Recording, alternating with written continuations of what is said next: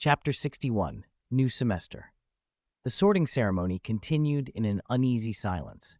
Sagres leaned back in the high-backed chair at the professor's table, his gray eyes sweeping over each new student with cool indifference. The great hall seemed to hold its breath, broken only by the sorting hat's proclamations and the polite applause. The Slytherin table sat taut with tension, every breath measured. Wonderful, absolutely wonderful. Lockhart's voice sliced through the quiet. He leaned forward, golden curls bobbing with exaggerated motion, and lowered his voice, though the excitement still leaked through. Sagres, you really know how to steal the spotlight. What you did just now was, truly. He groped for an adjective, metals chiming on his chest. Sagres lifted a crystal goblet and took a shallow sip of mead without looking up. Lockhart pressed on, now leaning closer, his overpowering perfume making the air heady. If you ask me, he said, your lines could be more imposing. If it were me, he straightened, striking a pose. I'd say, in Merlin's name, I will show you true discipline, and wave my wand like this. Sagres ignored him, set the goblet down, and rose. He gave Lockhart not even a glance before turning for the side door. Wait, where are you going? I haven't finished. Lockhart's protest cut off abruptly. Sagres snapped his fingers without looking back and touched Lockhart with a tongue-tying curse. The flamboyant professor froze mid-compliment. Sagres walked out as if the gold-haired figure behind him were just air. Time moved on. In a blink, Hogwarts announced its first-ever makeup exams since the school's founding. Yes, makeup exams. Sagres stood at a podium in a sunlit classroom, fingers tapping the wood as slanted rays fell across the nervous graduates, two of whom were even in ministry uniforms. Advanced Charms Theory and Practice, he announced, his voice steady as water. A compulsory exam. The ministry has concerns about the standard of Hogwarts graduates. A few awkward, nervous laughs answered him. Sagres paid them no mind. He tapped the stack of test papers and the parchments rose into the air, transforming into flying birds, beetles, dragonflies, animals that swooped and circled the room before settling back into pages. I don't grade on excellent or good or poor, he said, pacing between the desks, his black robe brushing the floor. With me, there are only two outcomes. He stopped, turned, and his gray eyes swept the room. Either pass or zero. These were questions he hadn't bothered to change. After all, these students had learned the subjects. They'd simply used improper methods before. The exam ran its course, and by the time the last parchment settled, the sun had soaked the classroom in gold. Sagres collected the papers, a faint smile touching the corner of his mouth. Congratulations, he said without looking up. 11 trolls have successfully evolved into humans. The phrase sent several graduates into joyous embraces, laughing, crying, comparing summer internships. Sagres listened with the sort of patient detachment he reserved for small talk. The Hufflepuff, who always mangled pronunciations, came up red-eyed, stuttering about an internship at the Department for the Regulation and Control of Magical Creatures. When the chatter grew too cozy, Sagres finally raised a hand. All right, he said, holding up the stack of parchment. Next time, learn this before graduation. Under the students' admiring gazes, he left the room and hurried down the corridor. His next charms lecture began in a few minutes. The first lesson of the new term was on healing spells. He entered empty-handed. Today we'll discuss the distribution of magic nodes in healing charms, he said, his voice clean and clear in the quiet classroom. 2 theory periods, then practical work. He tapped his wand and intricate diagrams appeared on the blackboard by themselves.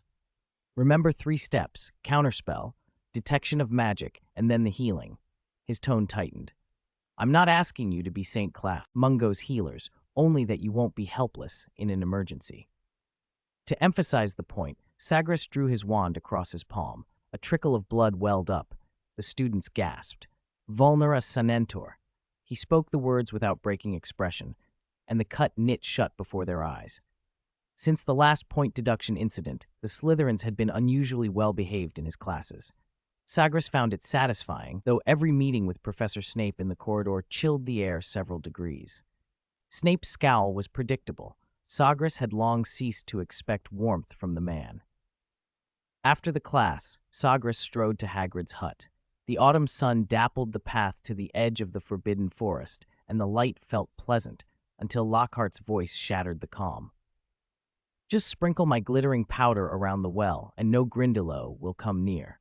Lockhart was out on the lawn, gesticulating wildly, metals catching the sun. Hagrid listened with a face full of reluctance, fingers worrying his beard. When Sagres appeared, Lockhart's expression froze, clearly still cowed by the tongue-tying curse. "Ah, Professor Greengrass," Lockhart improvised, smoothing his collar. "I suddenly remembered I have fan mail to answer." Sagres gave a cold look, and Lockhart scuttled away like a startled niffler. Hagrid exhaled loudly. "Thank goodness, he's gone," Hagrid said. "He's more annoying than ever, isn't he?" Sagres allowed himself a small smile. "Is there anything you need, Professor Greengrass?" Hagrid asked when Sagres explained his reason for calling. "Creatures for charms?" Hagrid suggested, thinking aloud. "Grindylow's in the Black Lake?" Sagres shook his head. "You know the forest better than I do. Anything else you'd recommend?" "Gnomes? Ghouls?" Hagrid offered. Sagres declined each in turn. In the end, he left empty-handed, but asked Hagrid to collect a supply of flobberworms. As he passed the Quidditch pitch, raised voices halted him. In the center of the field, Slytherin and Gryffindor players were entangled in a fierce argument. The stands cast long shadows. In one of them, Snape lingered, his black robes nearly swallowed by gloom, eyes flashing with unreadable light as he watched the confrontation below. Chapter 62, For My Past Self.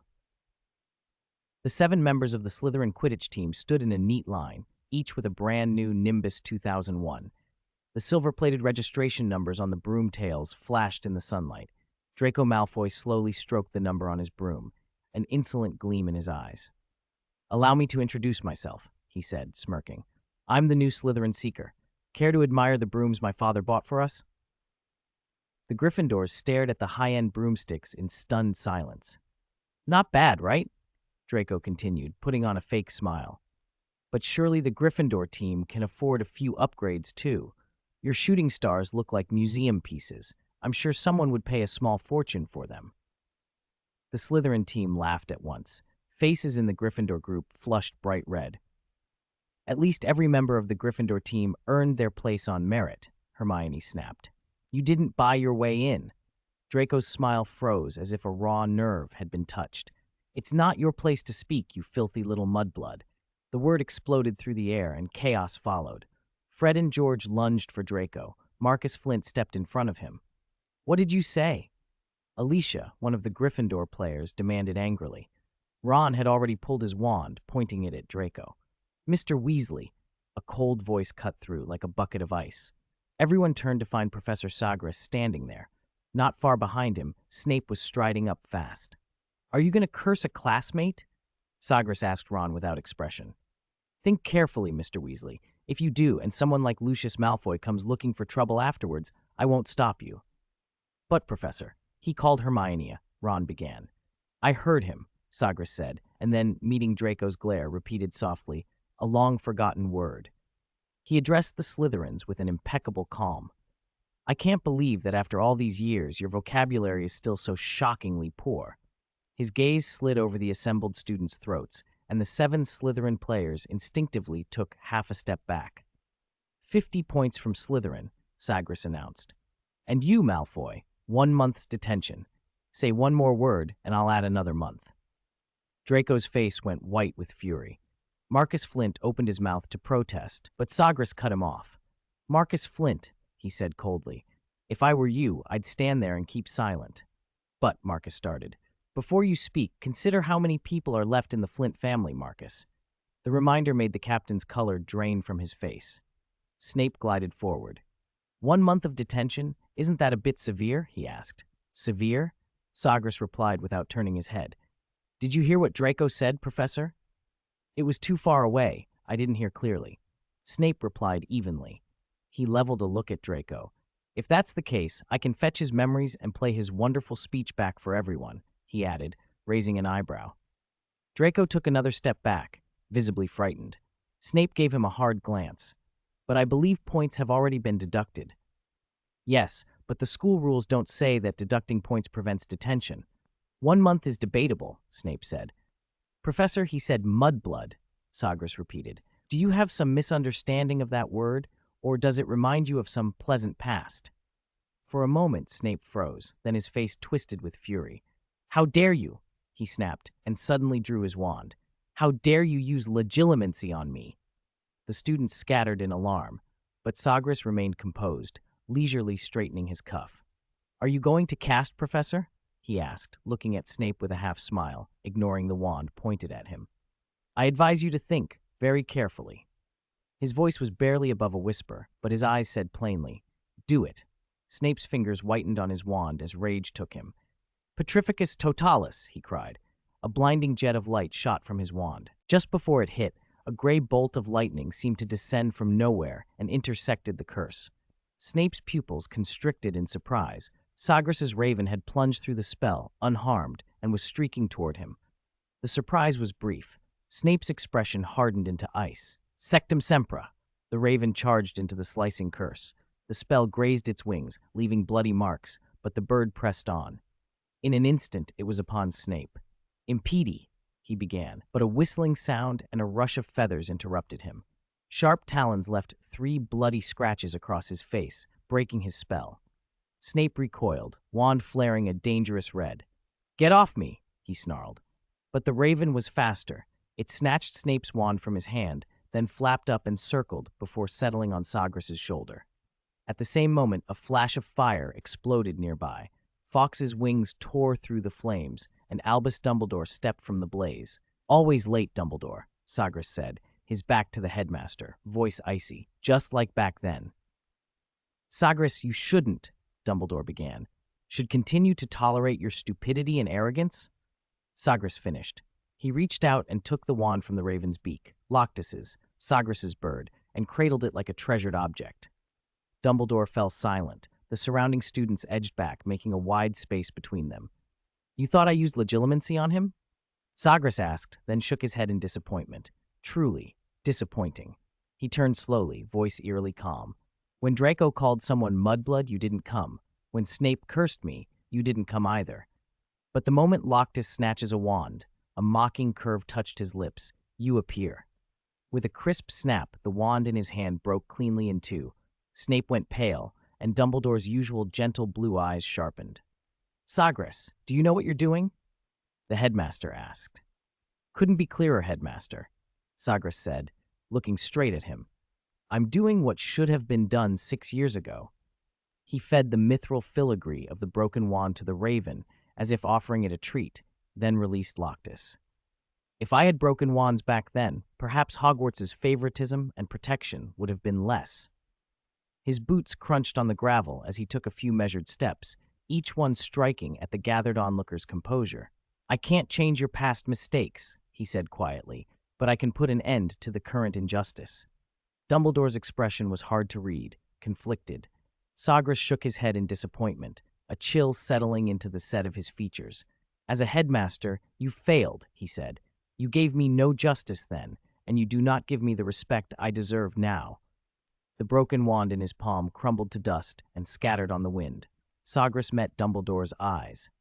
An apology? Albus, he said simply, or it won't be just one wand broken today. Chapter 63, The Endless Conflict. For a moment, the air itself seemed to freeze. Dumbledore's long beard stirred though there was no wind, and his pale blue eyes behind the half-moon spectacles shone with a dangerous light. Apologize? The headmaster's voice was light, but it cut across the stadium and fell silent. For what? For preventing a talented student from going astray? Sagres chuckled. It sounded like ice scraping across glass. Astray? He raised his hand. His everlasting flowerwood wand traced a faint arc in the air. Look around you, Albus Dumbledore. Who has allowed pure-blood supremacy to grow like a cancer in this school? Who lets professors hide behind masks of hypocrisy and trample fairness and justice? His gaze slid over to Severus Snape's pale face. The man's fingers, hidden beneath black robes, had already slipped toward a spare wand tucked into his sleeve. Don't move, Severus, Sagres said without turning to him, unless you want to try another grand adventure. Dumbledore lifted a hand as well to restrain Snape. For the first time, a trace of weariness creased his voice. What apology do you want? A sincere one. Sagres stepped forward. The gravel under his feet shifted as if reluctant to give way. Admit your dereliction of duty. Admit that you let a bullied student stand against an entire house alone. Admit that you saw what was happening at Hogwarts and chose, again and again, to look away. There was a commotion at the edge of the field as Professor McGonagall and others hurried over, but they stopped the instant they saw the standoff. Dumbledore's brows drew together. I never. You lied. Sagres's voice was calm. An invisible shockwave radiated from him. The torches around the stadium guttered and went out, and a cold, oppressive magic washed over the watching crowd. 6 years ago, I did not know, but when Malfoy called Hermione Granger a mudblood, you were watching from your office, and you did nothing. The words hit like a hammer. Hermione's face went pale. The Gryffindors stared at Dumbledore, stunned. The headmaster's shoulders sagged. I was. Plotting for some greater good? Sagres interrupted, expressionless. Not this time, Albus. I will not accept any more excuses. The tip of his wand flared a dangerous red, but his voice remained terrifyingly calm. I was weak once, and I thought time would change you. I was wrong. Hogwarts should be the spark of civilization in the wizarding world, not a breeding ground for prejudice. Tonight, I will make this school return to its original mission. The red glow at his wand tip surged. Whoever dares to stop me, I will make them disappear. For a few seconds, the atmosphere hardened like glass. Then Dumbledore spoke, hoarse. I apologize, Sagres, for my dereliction of duty. And Miss Granger. Sagres did not relent. Dumbledore turned to Hermione. The blue behind his spectacles was uncommonly full of remorse. Miss Granger, please accept my sincerest apologies. Hermione fumbled with her words, flustered. I'm not sure I even understand what that word means. That is a highly insulting word. Dumbledore straightened. His voice regained its usual steadiness and authority. I promise, in the name of the headmaster of Hogwarts, that word will never again be uttered within these walls. His gaze swept across the Slytherins. Mr. Malfoy, I will write to your father. Finally, he looked back at Sagres. Are you satisfied with this resolution? You made the right choice, headmaster. Sagres turned and walked toward the Forbidden Forest, his black robes billowing behind him. Victory should have tasted sweet, but all he felt was bitter ash. His fingertips worried the wand concealed in his sleeve. Part of him had secretly wanted the old wand to point at him, so he would have an excuse to mete out permanent justice, even if that meant being called a new Dark Lord. In the end, they had bowed their heads. He could not, in front of those innocent students, do anything so extreme. His long-term goal was a different kind of power, the thriving, ordered flourishing of the wizarding world. The setting sun stretched his shadow out long and solitary over the lawn. Castle lights began to wink on in the distance, illuminating clusters of children who still believed the world was safe. Hogwarts needed to change. When 11-year-olds learned prejudice instead of tolerance here, when whispers of pure-blood supremacy still echoed in the Slytherin common room, the castle had long since drifted from the founder's intent. If the dark mark split open the sky again, how many Slytherin students would answer without hesitation? Could Dumbledore see this? Of course he could, but on the board watched by those blue eyes, many were mere pawns to be sacrificed. Sagres stopped at the edge of the Forbidden Forest and lifted a maple leaf as it fell. Flames coalesced in his palm and turned the leaf to ash. Tonight was only the beginning. Hogwarts was an ideal starting point. Young minds were wet clay, easiest to shape. From curriculum reform to the house system, from hiring and firing teachers to admissions policy, he wanted to set a wildfire of change through the ancient castle. Then, the Ministry of Magic, then the International Confederation of Wizards. You seem awfully bothered by rack spurts, a dreamy voice called. Sagres turned. 2 first-year girls were tiptoeing at the forest edge to feed hay to a thestral, the last light of day haloing them. Luna Lovegood, Astoria Greengrass, he said, forcing himself to quiet the swarm of thoughts. Students are forbidden from coming to the Forbidden Forest, didn't you know? Professor, Astoria's fingers twisted nervously, her light golden hair lifted in the night breeze. Ah, the rack spurts disappeared. Luna's misty eyes widened, and she tilted her head at him. How did you do that? Sagres felt a flutter of helplessness he hadn't expected. He tried for severity. Ravenclaw, 10 points from... How strange, they're back again, Luna murmured, entirely oblivious to house points being docked. Sagres drew a long breath. Sunset carved shallow lines of light and shadow across his sharp profile. One last warning. Explain what you're doing here, and then go back to the castle. We're making friends with the Thestrals, Luna answered in her odd sing-song voice. A hint of Rowena Ravenclaw's accent softened into something less grave. You can see them too, right? Sagres said nothing and looked to the other girl. Astoria, when did you start seeing Thestrals? I can't see them, the little Greengrass replied, voice soft, though her fingers stroked a Thestral's bony spine with exact certainty. But I can touch them. Luna says they're beautiful. Sagres relaxed imperceptibly, and a very faint smile slipped at the corner of his mouth. All right, you two need to go back to the castle now. The Forbidden Forest at night holds many dangers. The Gryffindor common room was quiet, except for the fire that popped and crackled in the hearth, unable to warm the heavy mood. Clusters of students whispered in low voices about the night's astonishing events. Merlin's beard, George Weasley murmured. I've never seen anything like it at Hogwarts. A professor pointing a wand at the headmaster? Dean Thomas cut in. That'll be in the history books. In a corner, Harry nudged Hermione gently. Are you all right? Me? I'm fine? Hermione answered absently, her fingers tracing the edge of her book without looking. Ron filled a goblet-sized glass with butterbeer from a crystal bottle and set it in front of her. Don't take it to heart. Malfoy's got a month of detention. I'm fine. Hermione stared at the pale foam and then asked, oddly distant, Do you think Professor Greengrass will be fired? Absolutely not, Ron blurted, then glanced around and dropped his voice. I mean, Dumbledore, he sometimes. His words trailed off. Harry picked up the thought. Dumbledore is an incredible wizard, but if he'd really seen Malfoy doing that all along, shouldn't he have stopped him? He's the headmaster. That's what he's supposed to do. You're right, Ron nodded. He didn't stop him, but he apologized to Hermione and made a promise. Hermione frowned and watched the flames dance. I'm still worried about Professor Greengrass, she said quietly. He broke Snape's wand. What if he gets fired?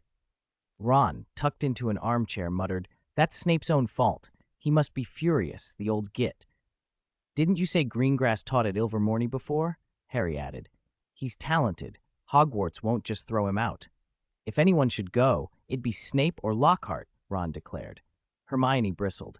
What? What's wrong with Professor Lockhart? Don't start spreading insults. Oh, Hermione, you've got to be joking. Ron waved his hands, a little theatrical. He's a fraud. It's been obvious since the first day. He practically wears liar on his forehead. Hermione pursed her lips, displeased. It's too soon to judge. School's only been in session a week. She clutched the hardcover of Travels with Trolls like a shield, though there was a flicker of doubt in her eyes. Harry and Ron exchanged a knowing look and wisely kept quiet. Later, after sending the two young witches back to Hogwarts, Sagres walked alone to the edge of the Black Lake. Night had fallen, and the surface shimmered silver in the moonlight. A bronze feather badge in his pocket grew hot against his palm. He drew it out. A line of shimmering letters appeared in the tiny bird's eye. Mount Kusi, Africa. Nongdu leopards sighted. Urgent assistance requested. Sagres' fingers tightened. Runes on the badge flared faint blue. A portkey came alive in his hand. Space twisted around him in a blur. When his head stopped spinning, he found himself in a ramshackle wooden hut. Rotten floorboards groaned underfoot and moonlight filtered through the cracks, outlining the faces inside. Hummingbird crouched over a blackened corpse, wand tip tracing for residual magic. Robin and Nightingale huddled by the window, their wands glowing weak defensive lights.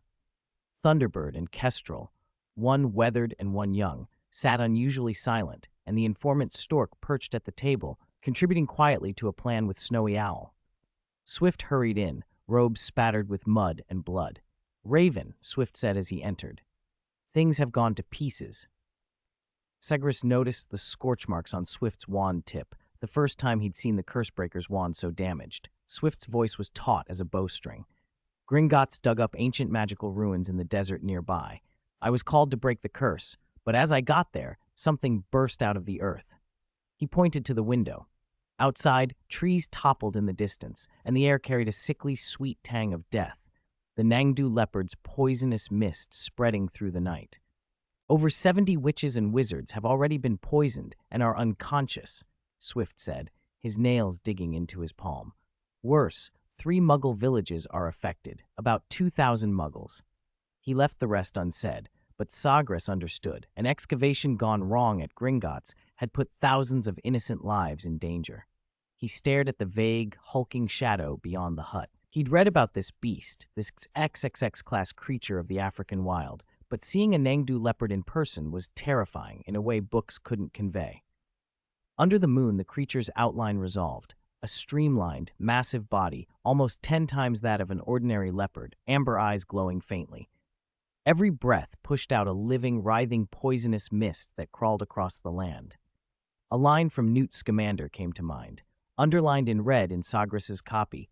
More deadly than a dragon, more ferocious than a basilisk, historically only subdued through the combined efforts of hundreds of elite wizards.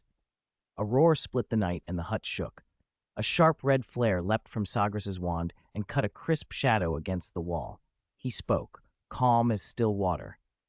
"You get everyone to safety. I'll deal with the beast." "Be careful," Thunderbird warned. "Attacking it will only make it release more poison." Sagres nodded. He tapped his wand and cast a bubblehead charm over himself, then accepted an emerald vial from Nightingale and slipped it into his pocket, an antidote of mandrake and phoenix tears, top grade. He pushed the door open. A blast of desert heat hit him. Thankfully, the attack had taken place in a sparsely populated area. Otherwise, the casualties would have been far worse. Sagres sighted the creature, and with a flick, let his body shift into a huge, raven-shaped shadow. He launched himself toward the target. Chapter 65, Alchemy Laboratory. When the Nangdu leopard saw the giant raven shape Sagres had become, it turned and fled. Its massive body tore across the dunes with an astonishing speed, leaving a blurred afterimage under the moon. Trying to escape? Sagres frowned, tracing intricate patterns in the air with his wand. Sandstorm bind. The ground convulsed. A wall of sand 100 meters high rose like a living thing and slammed shut around the beast. Sagres dropped from midair in his black robes, then cast again. Quicksand trap! A mile-wide patch of sand liquefied instantly and became a sucking vortex that swallowed everything. The Nangdu leopard thrashed in the quicksand, roaring so loudly the air shimmered with its poisonous breath. Sagres hovered, the tip of his wand glowing with ancient runes. Eternal ice coffin. A cold like the depths of winter radiated outward, freezing the sand it touched. The entire quicksand field turned into a glittering glacier in seconds, an eerie blue sheen under the moon. The beast's frozen roar was visible through the ice. This runic magic, ancient and rarely used, performed beyond expectation. Sagres put his wand away, produced a crystal bottle, and tossed it into the night to absorb the lingering toxic mist. He sent up more than a dozen spare vials in quick succession until the air cleared and the stars shone again. Only then did he stow the last bottle and head for the village. The place was terrifyingly still. Apart from the soft crunch of his boots in sand, there was nothing, no cries, no pleading, not even the chirp of insects. Under the moon, the neatly arranged houses looked haunted. He pushed open the nearest door and found a family of 5 lying quietly on their beds, their faces unnaturally peaceful. Sagres removed his bubblehead charm. The hot desert wind brushed his face, bringing a faint, almost imperceptible scent of decay. The death toll here would likely be the highest in a century. Who would be blamed? The Ministry of Magic, the local government, or the ever-greedy Gringotts? He did not know. He did know one thing with absolute certainty. These people would not wake again. Sagres went back to the wooden house that served as their makeshift command. The odor of antidote and burnt flesh hit him as he opened the door. The undetectable extension charm had expanded the humble hut into a temporary field hospital, rows of beds filled with the unconscious. He threaded a narrow aisle. The sound of his steps was drowned by the groans of pain. Bronze feather members moved among the patients, wand tips glowing with healing light. The casualties were mixed. Several Gringotts goblins and human wizards employed by Gringotts, Wagadu graduates in Star and Moon robes, and members of the Sahel Sorcerer Alliance in their distinctive desert robes. More than 30 didn't make it, Hummingbird said behind him, hauling a levitated box of fresh antidotes. The mist spread faster than we expected. Many didn't even have time to. I know. Sagres joined the work. As a wizard who had studied further in the Hogwarts library at Wagadu, he felt the responsibility keenly. When the last injured stabilized, Sagres called everyone together. "Leave them here," he said, looking around. "We'll talk elsewhere." His gaze landed on Robin, who nodded immediately. "The nearest safe house is in Egypt." "Then Egypt," Sagres agreed. "This safe house will be abandoned. I'll erase all traces." He snapped his fingers. 9 badges flashed, and the team vanished. On the desolate Gobi stood a lone stone house. The bronze feather members reappeared inside, stirring up the dust. Sagres waved his wand. The dust condensed into tables and chairs. "Who will handle the Nangdu leopard?" he asked, placing a crystal bottle on the table. The creature inside had been shrunken and still writhed. "I will. I have some dealings with Newt Scamander," Thunderbird said, raising a hand. Sagres nodded. "I've cast dream-confusing charms on the survivors.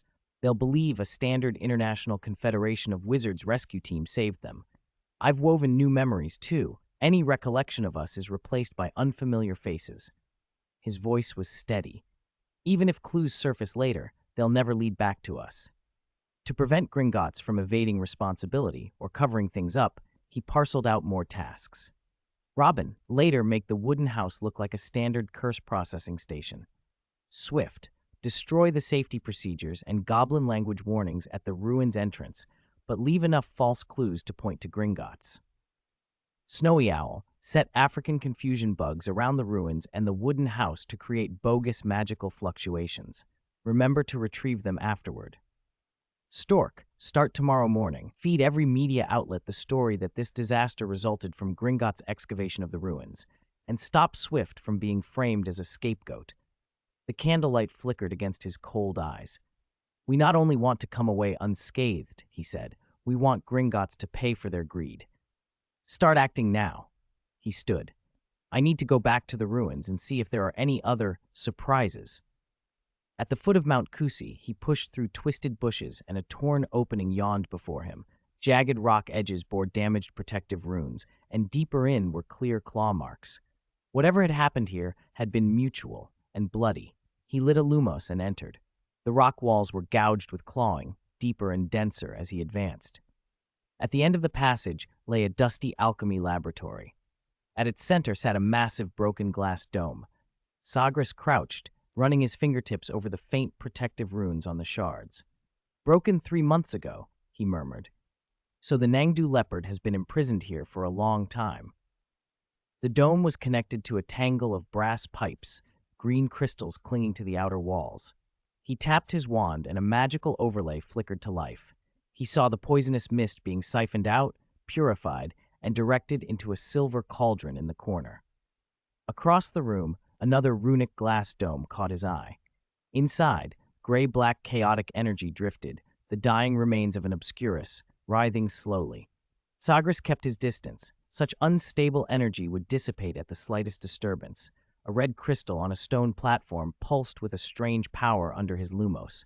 He levitated it and felt a shocking fluctuation of magic through the crystal.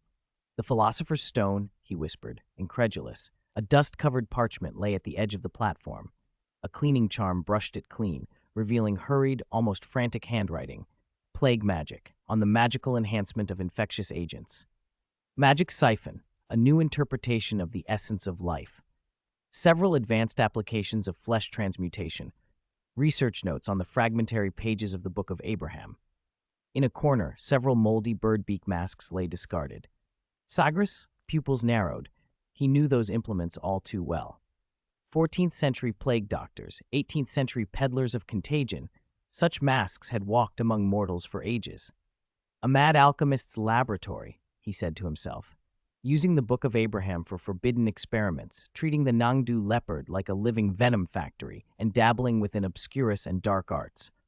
He let his gaze linger over a pile of suspicious ashes in the corner. Elixir of immortality? He wondered aloud, the question hanging heavy in the cold, dust-motes-lit air. Chapter 66, The Philosopher's Stone. When Sagres returned to the safe house, the heated discussion inside died off at once. The members of Bronze Feather sat around a rough wooden table, candlelight throwing shifting shadows over their faces. "You're back?" Nightingale looked up from a stack of potions, confusion flickering across her features beneath her wide cloak. "Any luck?" Sagres smiled meaningfully and tossed a sheaf of yellowed parchment onto the table. Everyone reached for it at once, the stone room filled with the soft rustle of turning pages. As they read, their expressions grew heavy. Some fingers trembled, some brows furrowed, some breaths came quicker. The Book of Abraham? Stork's voice tightened. The forbidden manuscript Nicholas Flamel supposedly referenced while making the Philosopher's Stone? Sagres said nothing for a moment. He reached into the inner pocket of his robes and produced a small, blood-red stone that seemed to glow with an uncanny light in the candlelight. "This is," Snowy Owl whispered, clutching her quill. "The Philosopher's Stone," Sagres said evenly. The table fell silent except for the fire's crackle, every gaze fixed on the legendary alchemical artifact. "So that ruin was," Swift swallowed, "an alchemy laboratory for making the stone? But the manuscript, it's all dark arts," Thunderbird snapped, slapping the parchment back onto the table. A silver cup jumped and rattled.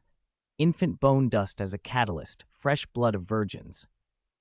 "Are you sure this is the real thing?" Snowy Owl asked. "Where's the owner?" Sagres stared at the red stone, feeling the familiar pulse of magic within it, the same signature he'd seen at Hogwarts. "The structure and magical properties match perfectly," he said slowly. "As for the owner," he remembered the corner of that ruined lab, a black-robed pile of ashes. "He drank something he shouldn't have," he murmured. "He's dead." "That doesn't make sense," Snowy Owl frowned. "If it's truly the Philosopher's Stone, its holder shouldn't die. The longevity potion you gave me was effective." "Perhaps." Nightingale ran a finger along the parchment's scorched edge. "He misapplied the refining method?" "Raven said it was the stone," Stork supplied. "Wait." Stork reached out, hesitated, and drew his hand back halfway. "Can it really turn lead into gold? It's not some fake." Sagres didn't answer with words. He flicked his fingertips. A copper nut flew from his sleeve and touched the red stone. The moment it met the surface, it became pure gold, clinking as it rolled onto the table. The clear sound hung in the hush. Sagres' fingers stroked the stone. Its red glow danced in his gray eyes. A dark hypothesis was forming in his mind. If this stone, forged by dark arts, indeed worked, then Nicholas Flamel's longevity might have an explanation. "Thunderbird," Sagres said suddenly. "How old are you?" Thunderbird, who had been bending over the parchment, straightened as if struck. 103, 104 by the end of November. His hand went to his nose, a small, practiced motion. "Why ask?" Sagres pressed on.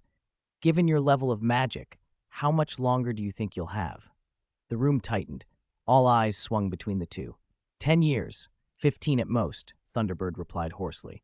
"I can feel it. My body and magic are declining." He raised his hand. The sparks at his fingertips were faint compared to what they had been. Sagres rose, his black robes cast a long shadow. He traced a series of glowing names in the air with his wand. Nicholas Flamel, 665 years old. Barty Willie Winkle, 422 years old. Armando Dippet, 355 years old. "Are you saying," Snowy Owl leaned forward, silver hair quivering with a mix of excitement and fear, "that these long-lived people use this to prolong their lives?" Sagres finished. "Why not? Look at how this stone was made. Plague, flesh, dark arts." Silence settled again, broken only by the candle's whisper. 8 faces stared at the red gem on the table, its glow like a sleeping beast that might wake. Sagres clapped his hands once, sharp enough to startle Kestrel.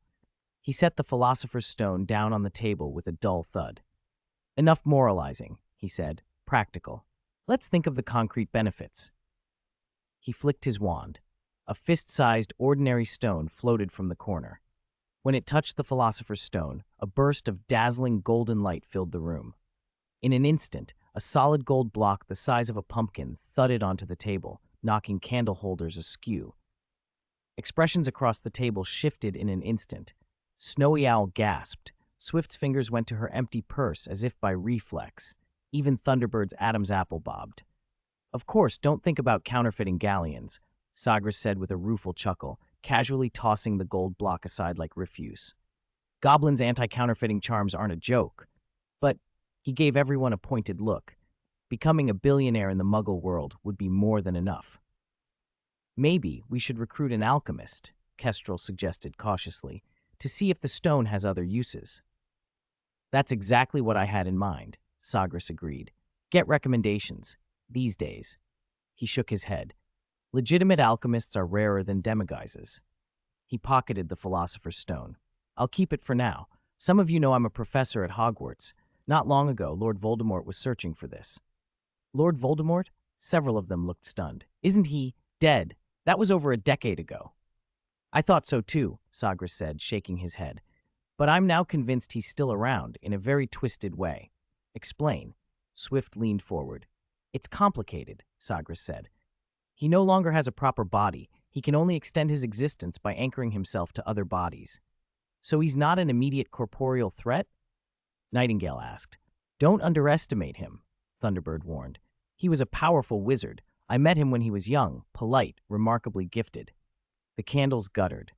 The stone's red light pulsed on the table as Bronze Feather absorbed the implications, wealth, temptation, and a danger that had not died as they'd believed.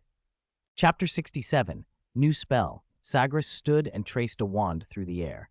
A massive parchment, covered in cramped, ancient incantations, unfurled slowly before them. The situation is deteriorating, he said, voice calm. The wizarding world is in turmoil. You must learn some new magic to protect yourselves. Every pair of fingers in the room slipped unconsciously to the red glowing runes on the parchment. Are these all dark arts? Someone asked. Correction. Sagres replied without flinching. They are highly effective survival magics, prohibited by the ministry.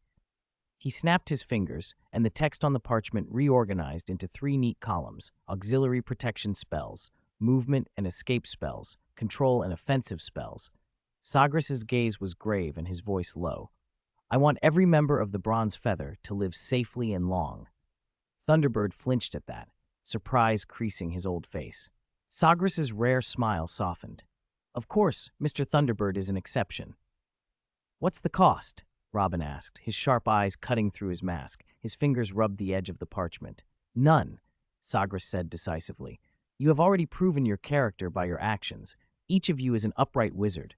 Only this, if one day I call, help if you can. Silence fell across the stone chamber. Sagres did not push them. He waited patiently. If no one objects, I'll take silence as agreement. He tapped the table, and the single parchment split into 8 copies, floating down to land in front of each person. We will meet on the full moon night in the middle of every month, he continued. I will teach you what I can. How much you learn will depend on your own ability. He paused, then waved. Well then, see you in a week. No sooner had he spoken than he was gone. The students stared at the empty space where he had stood, bewildered, until Kestrel whooped. Look at this, she cried, almost jabbing the parchment. She pointed at the tiny print under Raven Shadow. Shinshinshu can transform into a shadow, fly quickly while ignoring anti-apparition wards. If I learn that, I won't need a broom, Kestrel said, bright with excitement. You don't know. I've never been very good on a broom. Discussion filled the stone room. Under candlelight, the dense spells glowed in different hues. Scarlet for forbidden rites, a ghostly blue for ancient magics, runes threaded in gold. Learning everything would be impossible. Mastering a handful would make someone exceptional among wizards. Does he know all of these? Snowy Owl asked, skeptical. I doubt he wrote spells he doesn't know, Nightingale murmured without looking up. Heads nodded. These were spells Sagres had gathered over more than a decade, some from stone tablets deep in the Forbidden Forest, some from goblin market crystal balls, others from the pensives of dead dark wizards. A few of the most dangerous self-forged spells weren't written down at all. Those had become part of Sagres himself and could not be taught. Back at Hogwarts, Sagres went straight to the restricted section. He needed to look up one more thing. The alchemical technique called magic siphon, found on a brittle parchment in an old alchemy lab, had cracked open a way of thinking he'd kept sealed for years. A reckless idea filled him. What if that alchemical method could be turned into a spell? Then I could create a charm that draws magic from others, forcibly increasing the amount of magic in my own body. If he could do that, might his cheat ability restart? The thought pushed him deeper into the books. He worked until exhaustion, snatching spells of sleep-inducing vapor and rapid awakening charms on himself to manage the hours. He didn't leave the library until the next afternoon, not because he'd made a breakthrough, but because he had a class. It was another lesson on advanced healing, and Sagres felt listless after days of nonstop combat and study. The last time he'd had proper sleep had been before term began, almost a month. In class, he looked haggard. To keep himself awake, he mechanically waved his wand and made the same small incision in his arm over and over. Blood tracked down his pale skin and stained his black robes a dark, rusty red. "Pay attention to the pattern of the wound's contraction," he rasped. "The flow of magic in advanced healing should be spiral." Hermione in the front row gagged, white and shaken. Sagres realized the students' fingers were trembling on their wands. When class finally ended, he felt he needed sleep desperately. Black spots peppered his peripheral vision, and his ears rang with intermittent hallucinations, snatches of rune chanting, the hiss of alchemical scripts, a chorus of voices urging him both to sleep and to keep researching. "Professor, Professor," someone called. Sagres sighed. "What is it, Potter?" He rubbed his temples where his blood vessels throbbed. "Do you know why sometimes people hear strange noises in the castle?" Harry asked. Sagres raised an eyebrow. He was hearing a chorus of ridiculous things himself at the moment. His mind felt crowded with voices. "Be specific. Time? Place? Content?" My friend heard some strange words in Professor Lockhart's office at night," Harry said. "Ghosts? Or Peeves trying a new trick?" Sagres replied, partly dismissive because the question was vague. Harry nodded, still puzzled, not entirely satisfied. That afternoon, it quickly became clear that Sagres's guess wasn't wrong.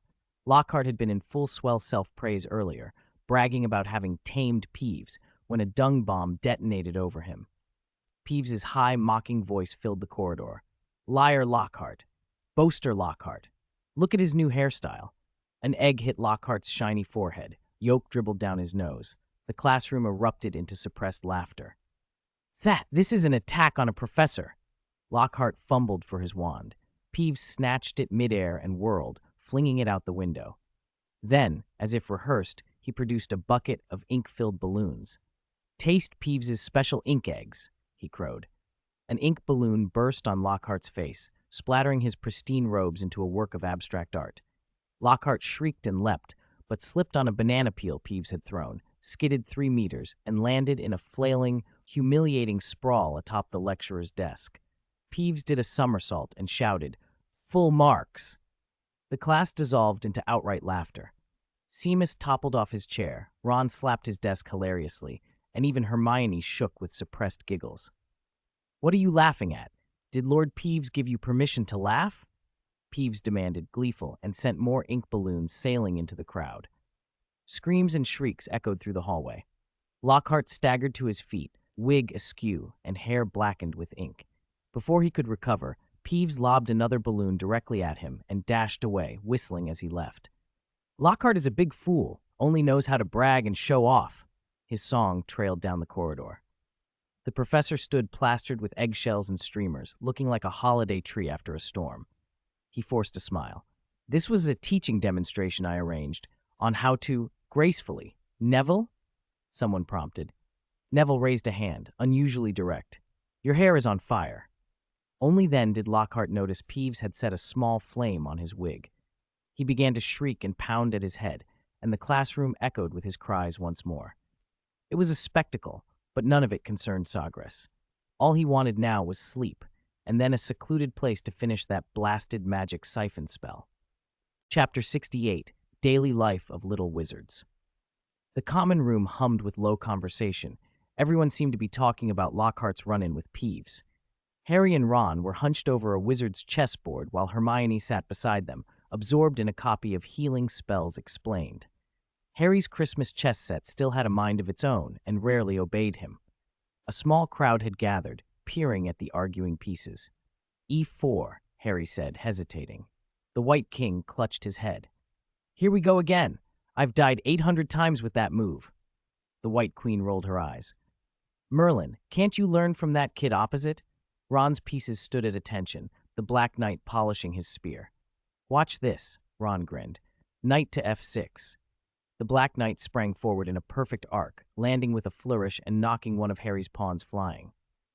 "Your move," Ron crowed, taking a bite from a sausage he'd somehow smuggled from the Great Hall and kept in a crystal vial. Harry wiped his brow. "Then, bishop to C5. "What?" The white bishop shrieked. Are you mad? That black knight will cleave me in two. The bishop clung to the board. Please, just listen to me this once, Harry said softly. Never, the bishop declared, flopping defiantly onto the square. Let him go. It doesn't matter if he dies. He pointed at a pawn, which rolled its eyes. Ron's pieces burst into laughter. The black rook shook itself as if laughing, its stones rattling. Just give up, Hermione looked up from her book. How about I? No, Harry and Ron answered at the same time. Harry's white queen suddenly stood, marched across the board, and booted the bishop onto c5. I've had enough. I'm taking over this game, she announced. Shut up, kid. Watch and learn. Ron's eyebrows shot up. Wow, your pieces really do have personality. For the next 10 minutes, Harry's set ignored his commands entirely, bickering and arguing strategy among themselves. The White Knight got into a spat with a black rook over an insult about his horse looking like a mule. Finally, with a smooth, spiteful glide, the White Queen cornered Ron's king. Checkmate, she cried. That's not fair, Ron's Black King protested. They're cheating. Harry spread his hands. They're a bit spirited. The onlookers drifted away, and with time still left, the two boys started another game. A sudden crackle ran through the fireplace, and sparks spat into the room. Harry jerked upright, knocking pieces everywhere. The White King shrieked as it toppled into Ron's cup. What? His voice was a whisper, his green eyes wide. Ron and Hermione exchanged worried glances. Are you all right? Hermione closed her book. You look terrible. Didn't you hear it? Harry's fingers found his scar without thinking. That voice, it's back. It said it wanted to kill. His words faltered as confusion gave way to alarm on his friends' faces. Ron's freckles stood out on a suddenly pale face. Mate, it's quiet enough in here to hear the fat lady snoring, apart from the chess pieces swearing.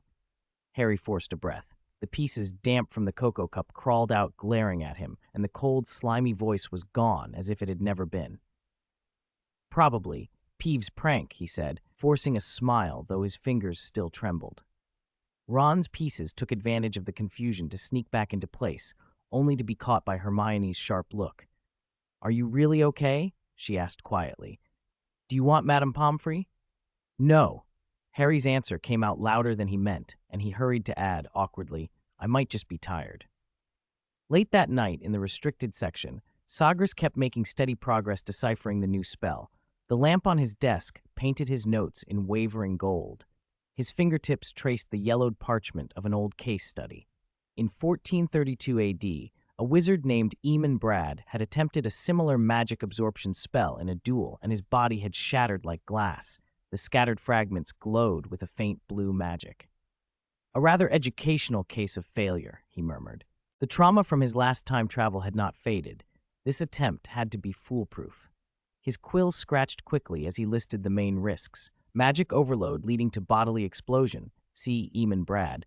Magical backlash from the absorbed subject, requiring redesign of the buffering mechanism, and contamination of the magical circuits, necessitating a carved alchemical array. He paused. The worst part was this. The alchemical array had to be inscribed directly onto the caster's flesh and blood. It would be excruciating, and the array itself was elaborate. Over 70 magical rune circuits and more than 2,000 alchemical runes, with no margin for error. Everything had to be executed perfectly in one go. He remembered an old wizard he'd seen in Ouagadougou whose entire body was covered in glowing runes, like a living magical diagram. He didn't trust anyone else to do this. Looks like I'll have to pay Hagrid a visit, he said to the empty stacks, thinking Hagrid might know where to get the necessary materials. If not, Diagon Alley could supply them. The next afternoon, as he was about to go to Hagrid's, Draco Malfoy appeared looking for him. The month of detention Sagres had assigned Malfoy after the incident had begun the following day. Because it was so long, Malfoy would end up serving several days with almost every professor. Sagres regarded him calmly.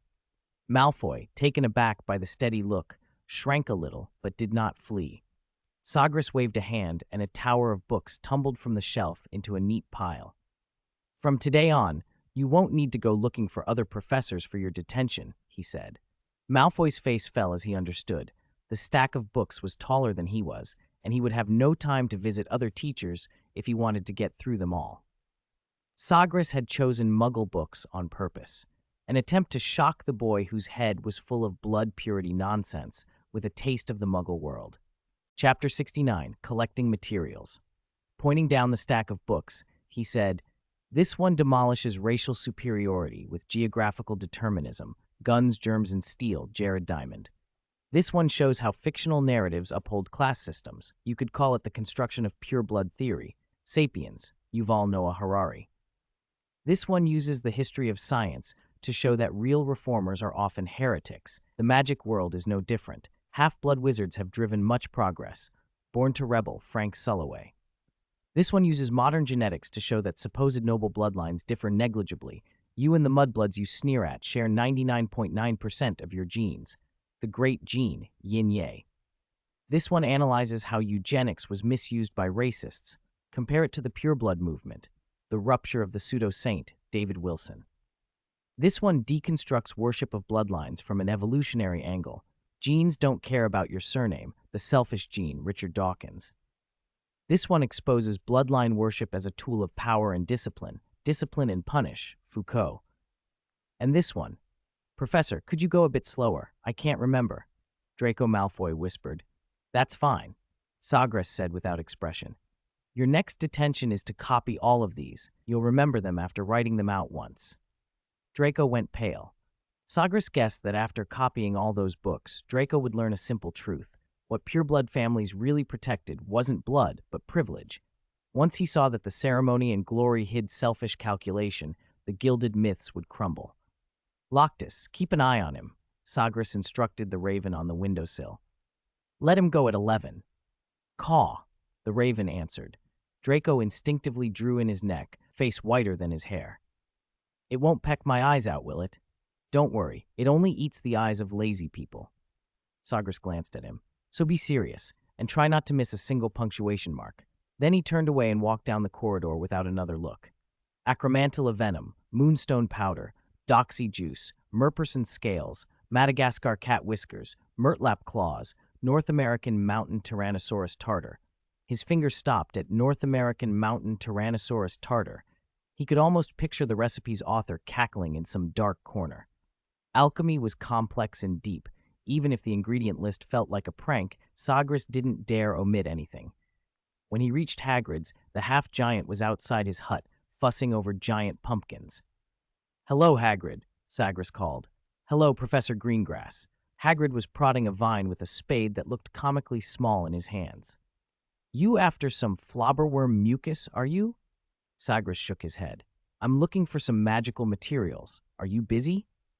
"Nah, just looking after me pumpkins. Halloween's coming up." Hagrid grinned. "We'll be making lanterns for the castle."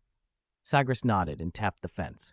The tangled vines tidied themselves, bugs contained by a gentle spell and spirited into the forbidden forest. "Oh, thank you, Professor. You're a good man," Hagrid said, genuinely pleased. Sagres smiled but said nothing. Hagrid grew sheepish and lowered his voice. "I heard that recently you and Professor Dumbledore." "It's in the past," Sagres answered easily. "It's over." "Oh, right." Hagrid relaxed into another broad smile. "Must be the younger lot spreading rumors." He wiped his hands on his coat and peered at the list Sagres handed him. "I got this. I think I got that. Can't remember this one. I'll have a look. Don't have that one, though I wanted to raise one." Sagres waited while Hagrid went into the hut and rummaged. At last he produced dusty jars from a corner. "Acromantula venom." Hagrid set a clay pot down. Sagres noticed the word jam scrawled on the pot and couldn't help grinning inwardly. "You'll have to grind the moonstone yourself." Hagrid knocked some yellowish-white stones free of bird droppings and handed them over. "Merperson's scales, here." He pulled a dried specimen from the wall and rubbed it. A pile of brittle scales fell into his palm. "Found 'em by the Black Lake. Don't know if they'll be any good." Sagres inspected them and found them fine. As for the doxy, Hagrid scratched his head and pointed toward the forbidden forest. "I don't keep any here. They're out there, and they're hungry this season." He looked at the lean, black-robed professor as if to say more, then stopped. "I could come why you." "No need." Sagres had Hagrid indicate the direction and then strode into the trees. Following Hagrid's directions, he didn't go far before he found his quarry. A clump of doxies glowed dull red in the dim light, their vines pulsing like veins.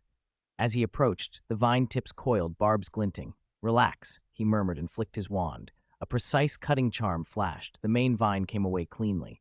The severed doxy hissed and slumped, its sap splattering darkly on the leaves. The remaining vines stiffened and retreated into shadow. Sagres tucked his harvest into his pockets. "You should thank your past life sustainable development theory, or I'd have pulled you out by the roots," he muttered. He wouldn't use blood-luring tricks on so dangerous a plant unless he was teaching students. He considered going to the centaur herd for more materials, but shook his head. He had been there not long ago for a reason. It would be bullying to return just to take things. He still needed a few items Hagrid didn't have, and planned to ask around at the upcoming Bronze Feather gathering. And of course, before that, there was always the black market to check.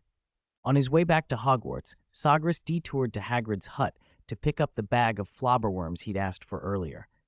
He left a neat pouch of galleons on Hagrid's rough wooden table as payment. Hagrid waved and protested, but Sagres insisted some materials were valuable and deserved proper recompense. The next day, he carried a wicker basket of slimy flobberworms into the classroom. It was a practical lesson, so there were no auditors. Apart from Hermione Granger, there were only a few dozen students. "Today we'll be doing a practical," he announced. "Each of you will have a chance to redeem yourselves." Interest snapped across the room. Sagres flicked his wand, and a sticky worm landed on every desk. Flobberworms were dull, mucus-coated things, unpleasant to look at, but harmless. "Be warned," he added, "if your flobberworm suffers misfortune through improper treatment, that person must take part in the upcoming trauma roulette." Nobody knew exactly what trauma roulette entailed, but it sounded like punishment rather than a game. Sagres paced the dice as the students leaned forward. The last two lessons covered the basics of healing spells. If you focus, today's work shouldn't be hard. He drew a quick arc in the air. With a hiss and a faint blue flash, wounds opened on every flobberworm. They writhed slowly in pain. "Also," he continued, "to test your true skill, I will not apply mechanical mind today. This is customary." Hermione gripped her wand until her knuckles went white. The flobberworm on her desk lay wounded, pale blue fluid seeping from a jagged tear in its fluorescent skin. "Begin," Sagres said, voice carrying through the room. "You have half an hour to save your patient. Fail, and you'll be entered into trauma roulette." Hermione reminded herself of the wrist motion they'd practiced. Rotate as if drawing a spiral. Her wand tip trembled, pale light spilling from it. Around the classroom, other attempts went awry. "Reparo," someone cried, only to have a leg regrow in the wrong place. "Stop the bleeding first. Wait, why is the wound glowing?" another shouted. Oliver Wood's worm simply flipped over and lay limply. 30 minutes later, Sagres tapped the podium and the worms floated forward. He split them into two piles with a sweep of his wand, one wriggling and seemingly whole, the other stiff and brittle as dead branches. "A regrettably high casualty rate," he murmured and poked the dead pile. They turned instantly to ash. "Some of you are better suited to be executioners than healers." He plucked a few grotesques from the survivors as well. One now had 6 pairs of prolegs. Another's wound had closed, but its body was bent into a perfect curve. He levitated the bow-shaped worm so it hung in the air, head drooping. "If they could speak, they'd probably be begging for Avada Kedavra," he said. Hermione bowed her head. Her worm was the bow-shaped one. Sagres traced a silver arc through the air with his wand. The classroom walls shivered, rippled, and seemed to breathe. The stone floor sank slowly as circular stands rose from it. In seconds, the room had been rearranged into a small magical arena. "Those who failed to heal, step into the arena and form a circle," he ordered. A sudden gust swept through everyone's hair, and 10 flashing red lights sprang up in the center, floating marks, each holding the name of a curse. The names flickered and burned in the air: Densojo Furnunculus Locomotor Wibbly, and others. "The rules are simple," Sagres said, his voice magnified by the enchanted space. He tapped his wand, and the red lights began to move, darting randomly across the circle. "If a mark strikes you, the person to your left has 20 seconds to cast a healing spell. Succeed, and you become a spectator. Fail," he added with a faint smile, "and you inherit the curse until someone else can break it." The students arranged themselves, some knees visibly shaking, trying to summon the spells from the previous lessons. The marks flashed like hungry eyes. A red light shot out and struck Terrence Higgins in the nose. Boils erupted across his face at an alarming rate. "Merlin's beard," he spluttered. Marcus Flint, to his left, nearly dropped his wand in 20 seconds, and his head was still full of images of the flobberworms. The timer ran out. The furnunculus transferred to Marcus Flint, and he howled as boils broke out across his face. Angelina Johnson, next in line, had her wand up and yelled, "Reparo!" Green light burst from her wand, but the boils only subsided for a heartbeat before rebounding, this time swelling into angry pustules that began to throw off tiny red sparks. The 20 seconds ended, and the curse leapt to Angelina. Oliver Wood, to Angelina's left, gripped his wand like a broom handle and cried, "Vulnera sanentor." The spell hit, and the boils on Marcus's face did not shrink but swelled monstrously, each a blister the size of a baby's fist, hissing sulfur at the tips like miniature volcanoes. Laughter erupted from the stands. Even usually stern Percy Weasley couldn't suppress a guffaw. Meanwhile, another curse had already struck elsewhere in the circle. Marcus, spared for a moment, frantically tugged at newly sprouting nose hairs. Angelina, whose face looked like a molten landscape, was forced to cast again and again.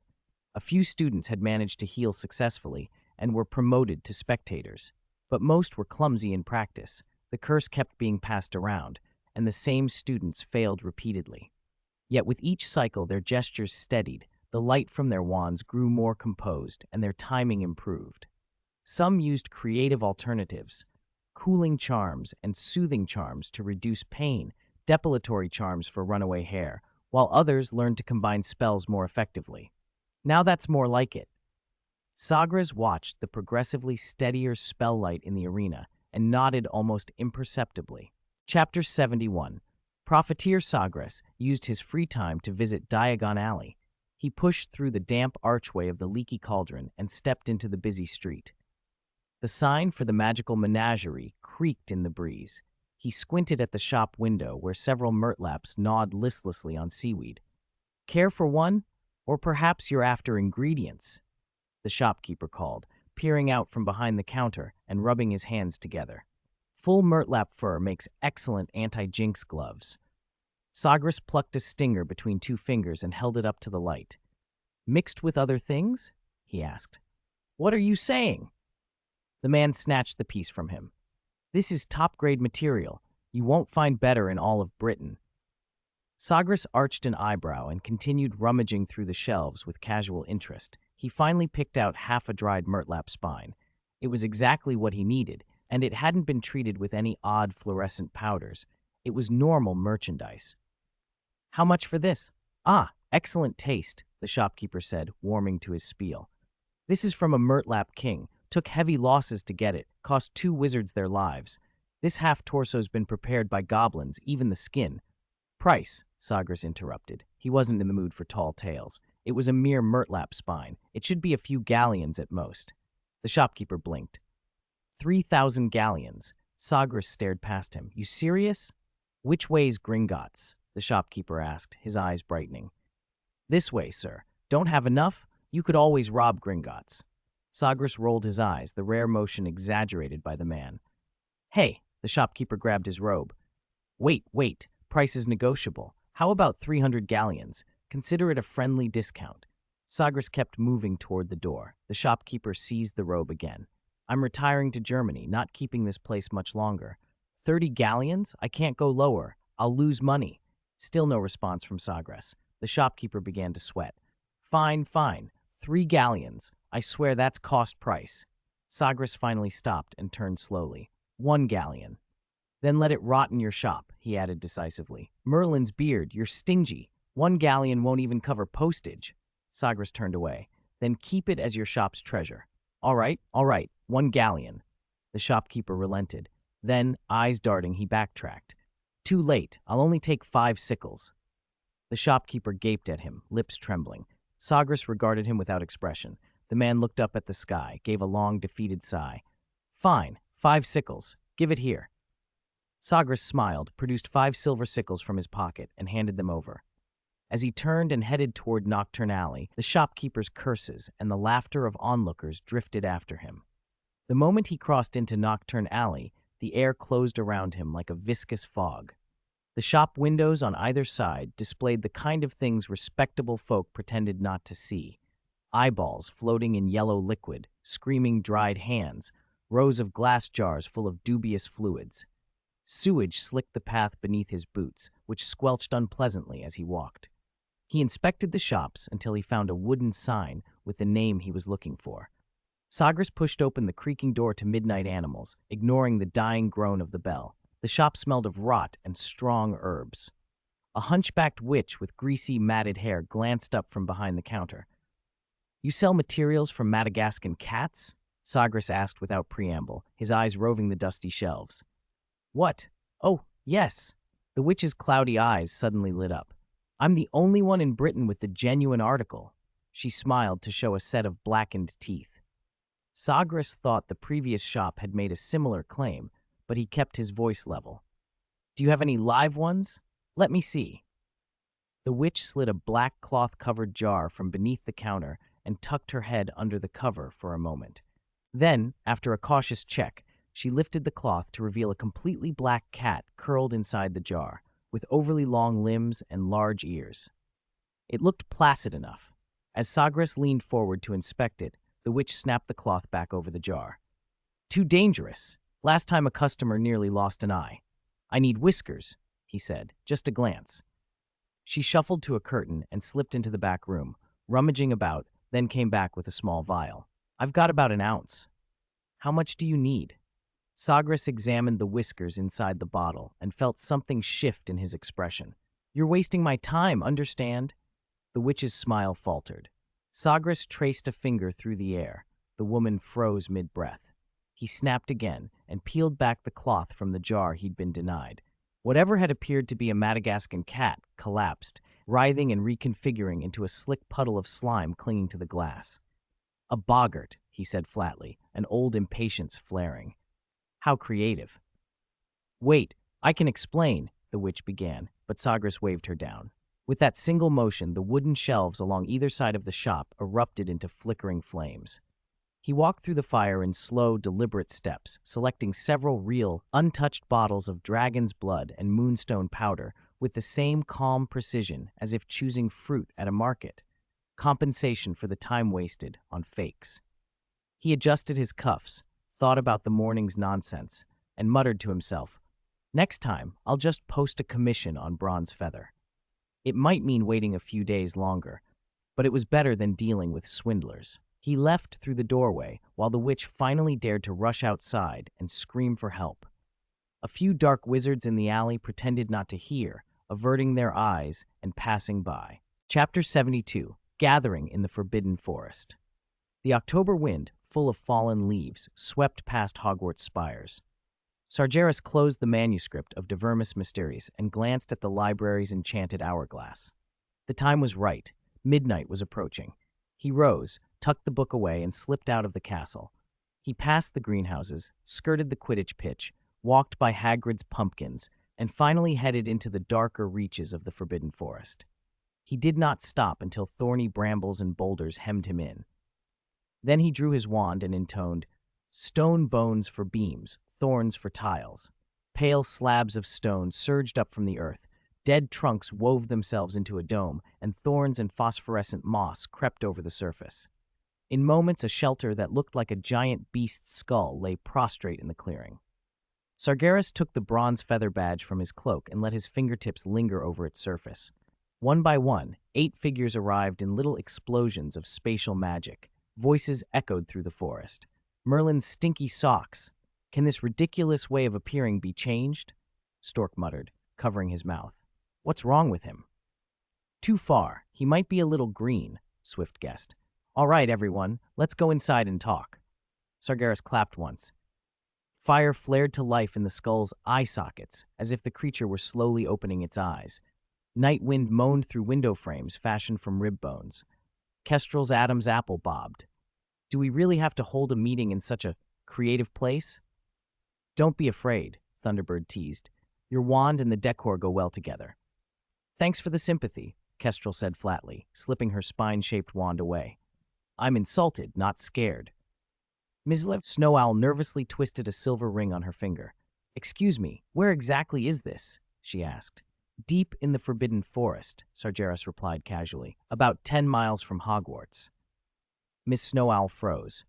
"I cannot travel to Britain. The British Ministry of Magic has banned me from entering, and the ban won't be lifted for 4 years. "No one will know you're here," he said, waving his wand. In an instant, a long table of dark oak rose from the moss, and 9 high-backed chairs arranged themselves. Each chairback was carved with the emblematic animal of a bronze feather member. Sargeras seated himself first. He tapped the table, and a glass materialized before each of them. Kestrel took a sip of the dark fizz in her cup and nearly choked. "What is this? It's biting my tongue." "Cola," Sargeras said without looking up. "A muggle drink." "Made by muggles?" Kestrel eyed the cup suspiciously, then sipped again. "Are you sure they didn't enchant it with magic? It tastes like magic." "Rather than worry about the statute of secrecy," Sargeras said, tapping his own glass to get their attention, "why don't you tell me what you want to learn tonight?" Kestrel shot her hand up so quickly she nearly knocked over Stork's drink. Me first. I want to learn Crow Shadow instantaneous movement, but can the Crow Shadow be something more elegant, something that suits my temperament better, like a Dementor?" Stork drawled, wiping his sleeve. The table filled with laughter. "And the rest?" Sargeras prompted. "I want to learn soul weaving." Hummingbird's slender fingers smoothed a sheet of parchment. The voice that usually carried gentleness was firm now. "Can it really heal a soul tormented by Crucio?" Sargeras's gray-blue eyes narrowed. Like mending a torn spiderweb, he traced silver threads in the air with his wand. "As long as the core remains, it can be stitched back together."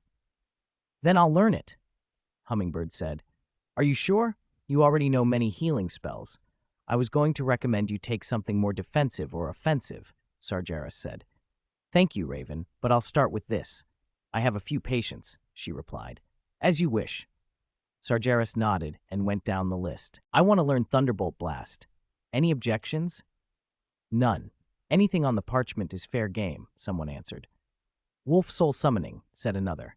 Swift pointed at a spell. "This Whispers of the Dead. Can it really make corpses talk?" "Only for yes or no answers," Sargeras said, plucking a wisp of silver light with his wand. "And it's best with the fresh ones. Those that are too far gone, just mumble." When the last member had chosen, Sargeras tapped his temple with his wand. Memory, diversion.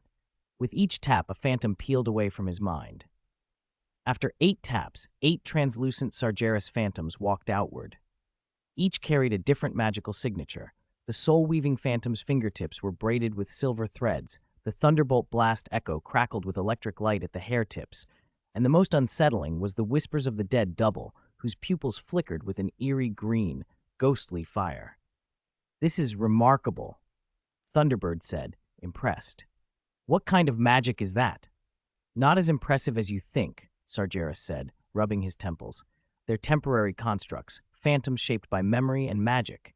He waved, and the 8 phantoms drifted to their assigned students. "Let's begin," Sargeras said, lifting his glass. "Try to master the basics before sunrise. After that, I'll need a small favor from you." Robin hesitated and then asked, "Raven, since this is so close to Hogwarts, could you give me a tour?" She clasped her hands together. "I've heard Hogwarts has protective enchantments laid by the 4 founders. I want to go too," Kestrel piped up. "I've only ever heard stories." Sargeras raised a hand to forestall more requests. His tone was gentle but firm. "I'm afraid not. My role here is professor, not headmaster, and certainly not a tour guide."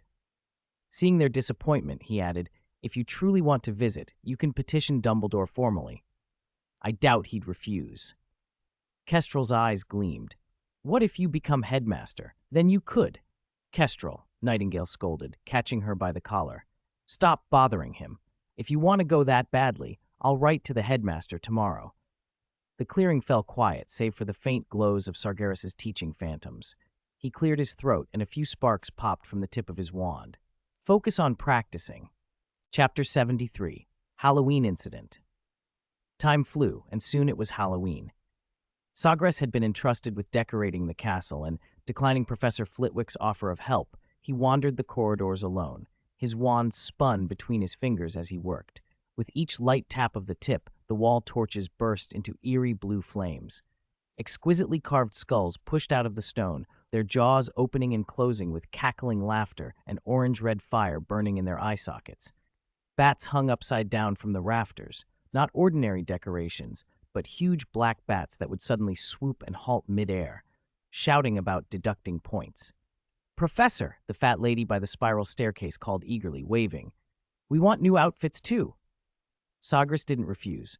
He gave a gentle wave of his wand, and the portraits that had once been elegant transformed into horror movie caricatures.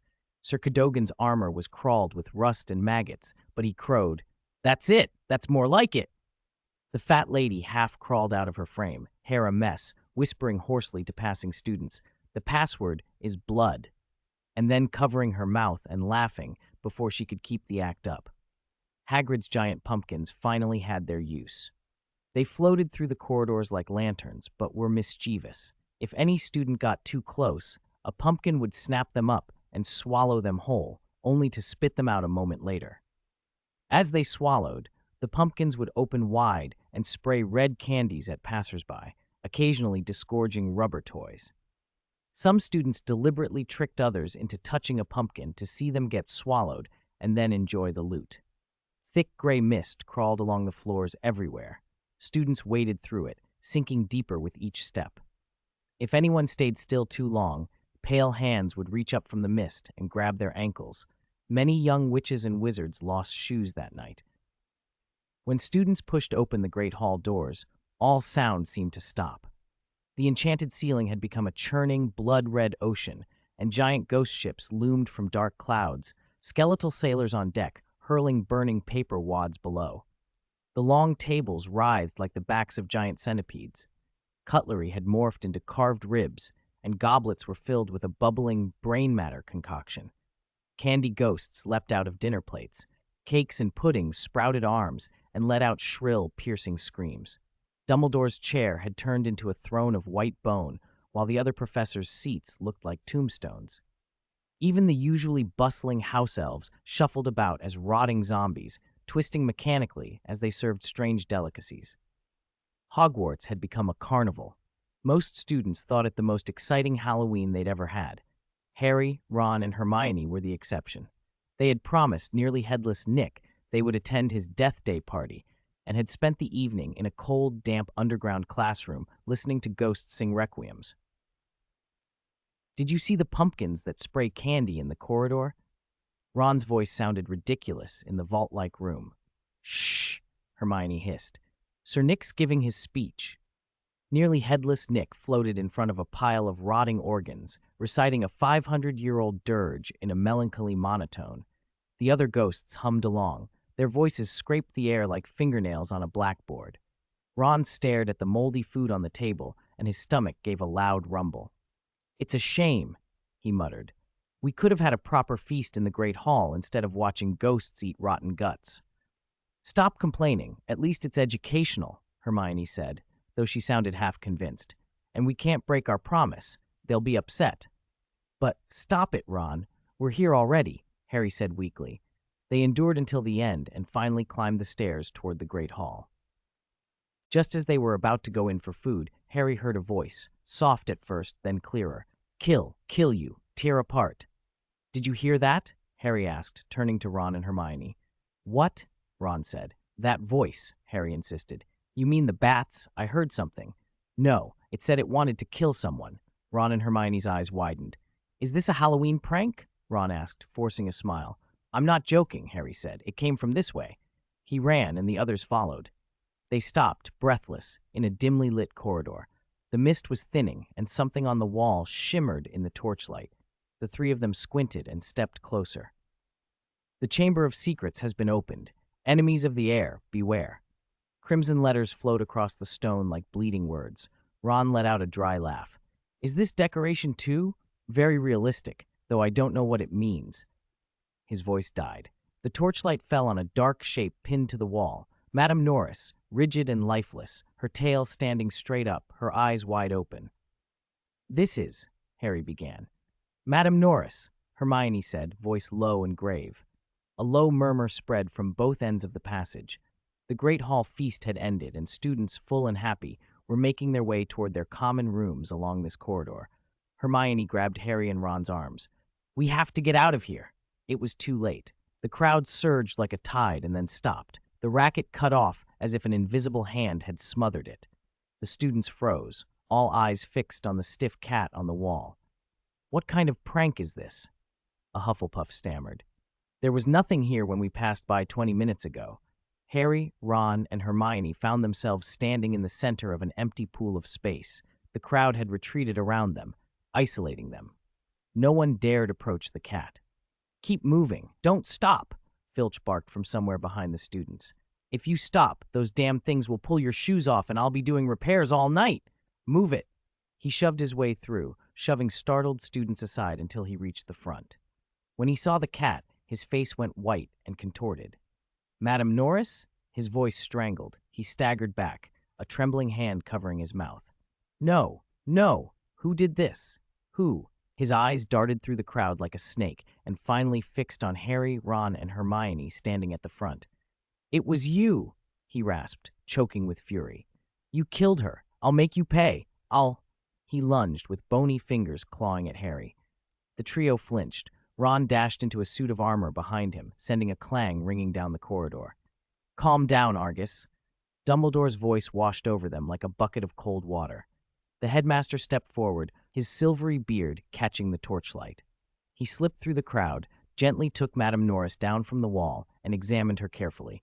Lockhart pushed forward at once, pale concern exaggerated across his face. "To my office, headmaster," he said too brightly. "My office is the nearest, and," he lowered his voice theatrically, "I happen to have some professional insights into the dark arts." "Thank you, Gilderoy." Dumbledore inclined his head and then addressed Filch and the three students. "You, come with me." The crowd parted silently to make a path. Dumbledore led the way, Filch clutching Madame Norris, Harry and his two friends trailing pale-faced behind, followed by a group of professors whose expressions ranged from worry to curiosity. The group hurried into Lockhart's office. Sagres was the last to enter, closing the door behind him. Dumbledore had placed Madame Norris gently on Lockhart's flashy golden desk, among several signed hardcovers of Magical Me, Lockhart's grinning face glaring back under the candlelight. A handful of professors circled the cat, examining her like a group of vultures. McGonagall touched the cat's stiff fur, Snape knocked at her head with his knuckles, and Dumbledore prodded her rigid tail. Lockhart, meanwhile, paced behind them, chattering nonstop. "It looks like she was felled by an extremely vicious curse," Lockhart declared. "I know the spell well, the Transfiguration Torture Curse. If only I'd been here, perhaps I could have saved her."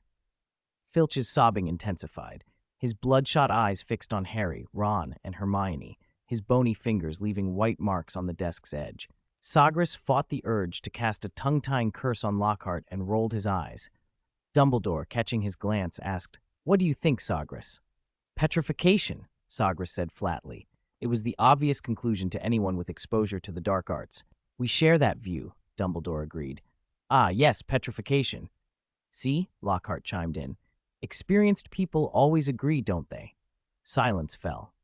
McGonagall pinched the bridge of her nose, Snape's mouth twitched, and Dumbledore adjusted his glasses. Sagres wondered how everyone tolerated Lockhart's theatrics. He felt he was less composed than the others. Filch's whimpering broke the hush. The caretaker, usually a figure of dread for the students, stood hunched over, gently stroking his cat with calloused hands. In this castle of magic, the cat had never mocked his squib status. She would curl at his feet while he polished armor and keep him company. Dumbledore placed a steady hand on Filch's trembling shoulder. "She's not dead, Argus," he said. "She's been petrified. As soon as Professor Sprout's mandrakes mature, we can brew the antidote and Madame Norris will be all right." "What about the culprit?" Filch looked up, tears tracking down his wrinkled face. "Will my Madame Norris have suffered in vain?" He pointed a bony finger at Harry, Ron, and Hermione. Hatred burned in his eyes. "It wasn't them, Argus," Dumbledore said firmly. "Second-year students couldn't perform such a spell. They don't have that kind of dark arts knowledge." "Then who was it? Who petrified my cat? Will no one be punished for this tonight?" Filch demanded. "We will find out the truth," Dumbledore promised. And when the mandrakes are ready, we'll make the antidote at once. Exactly, I'll prepare it, Lockhart interrupted. Honestly, I could brew that potion with my eyes closed. I've made it hundreds of times, maybe 200. Excuse me, Snape cut in at the perfect moment. Perhaps I should remind everyone I am the potions master of this school. An awkward silence followed. Sagres had, in fact, a potent healing potion in his pocket. Nightingale had given it to him after he dealt with the Nangdu leopard, made from mandrake and phoenix tears. He had no intention of offering it now. It would be wasteful for a cat. Go on home for now, Argus, Dumbledore told Filch. Don't worry. Madame Norris will be all right. Filch shuffled to the door, fingers lingering on the knob, then turned back. A hard, dangerous light flashed in his eyes. If I find out who did it, he said, voice low. Sagres flicked his fingers, and the door slammed shut with a bang, cutting off Filch's threatened words. The room seemed to breathe easier. Dumbledore turned to the assembled professors and students. Does anyone have any insight? Snape began slowly, like a bat scenting blood. It's interesting. His elongated tone made Harry, Ron, and Hermione shiver. Our famous Mr. Potter has once again appeared at the scene of a crime, Snape said. Now, I'm not saying he is guilty, certainly not, given his lack of ability, but there are many suspicious points. We attended Nearly Headless Nick's death day party. The ghosts can vouch for us, Hermione protested, but Snape was determined to press on. Just then, Filch returned, clutching a shoe. This was found near the scene, he announced. I think it likely belongs to the culprit. Ron recognized it immediately. That's Ginny's shoe. It must have been torn off in the chaos. She's only been here a month. How could she have done this? Dumbledore took the shoe from Filch and handed it to Ron. Thank you, Argus. He offered the shoe to Ron gently. I think Miss Weasley will need this. The focus shifted back to the trio. Now, back to the matter at hand, Snape said, fixing them with an unpleasant stare. I believe Harry Potter should not take part in Quidditch until this is resolved. Ridiculous, McGonagall snapped. Madame Norris wasn't struck by Harry's broom. There is no reason to ban him from playing. In the end, McGonagall's forceful defense won out. The three were cleared and allowed to leave the office. Snape did not relent entirely. I still find them suspicious, Headmaster, he said, but there is no evidence linking them to this. What do you think, Sagres? McGonagall asked. Sagres's long fingers tapped Lockhart's gaudy desk. Under everyone's gaze, he spoke calmly. Rather than who did it, I'm more concerned with how it was done. He moved to the window and looked out, then continued. Such a powerful, petrifying effect requires very strong magic and precise technique. If it were truly the work of a student, it would demand at least Newt-level dark arts proficiency, skills most second years simply do not possess. It would point to someone trained to a different standard, someone with the sort of instruction you might find at Durmstrang. So, Chapter 75, Screening Castle. So I don't think the killer is just a wizard. Sagres suddenly turned. Let me be clear. I personally do not believe Salazar Slytherin would keep a mere killing machine in the castle. His voice was calm but grave. The so-called Chamber of Secrets might simply be his private laboratory.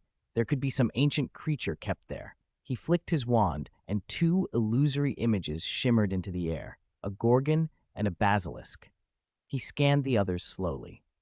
Whoever wrote the message on the wall not only knows where the chamber is, they can control whatever lives inside. Professor McGonagall clutched her shawl. You mean someone in the castle did this deliberately? Or worse, Sagres said, sheathing his wand. Maybe someone opened the chamber under manipulation or coercion. Don't forget, Lord Voldemort escaped. Who's to say he isn't attached to the back of a student's head, steering their every move? This is sensational, Sagres, Lockhart protested. You know who isn't. Aha, you're joking, right? Sagres glanced at him and privately lamented for the students who would get no practical defense against the dark arts instruction this year. He'd noticed how Harry and his friends had seemed to know something, and after the odd question Harry had asked him once, he couldn't help but suggest, Headmaster, Potter and his friends do seem to know more than they're saying. We should persuade them to speak or take special measures. He looked at the gathered professors. After all, who can guarantee the next victim will be only a cat? Silence filled the office. The professors exchanged wary looks.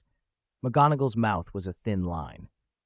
Sagres, are you suggesting legilimency or some other form of memory screening on the students? It would be preferable if they told us willingly, Sagres replied, but if necessary, leave it to me. Lockhart sprang up, startling even the portraits. I'm not only a dark arts expert, I'm a master of memory magic. Gilderoy, the headmaster interrupted, speaking with steady authority, the safety of the castle is our top priority. We must examine the castle thoroughly first. If there is truly a chamber of secrets and a monster inside that can petrify people, dealing with that is the urgent task. Sagres offered no opinion aloud. Inwardly, he sided with himself and Snape's earlier instinct that Harry and his companions were important leads. That knowledge might be the only key to finding the chamber. But with the headmaster and McGonagall unwilling to countenance probing the students' minds, he resolved he might have to find the truth by other means. That night, Sagres returned to the scene. Filch was still there, hunched and hollow-eyed, staring down the corridor as if he could burn through stone. The pooled water had been cleared, but the ghastly writing on the wall remained visible.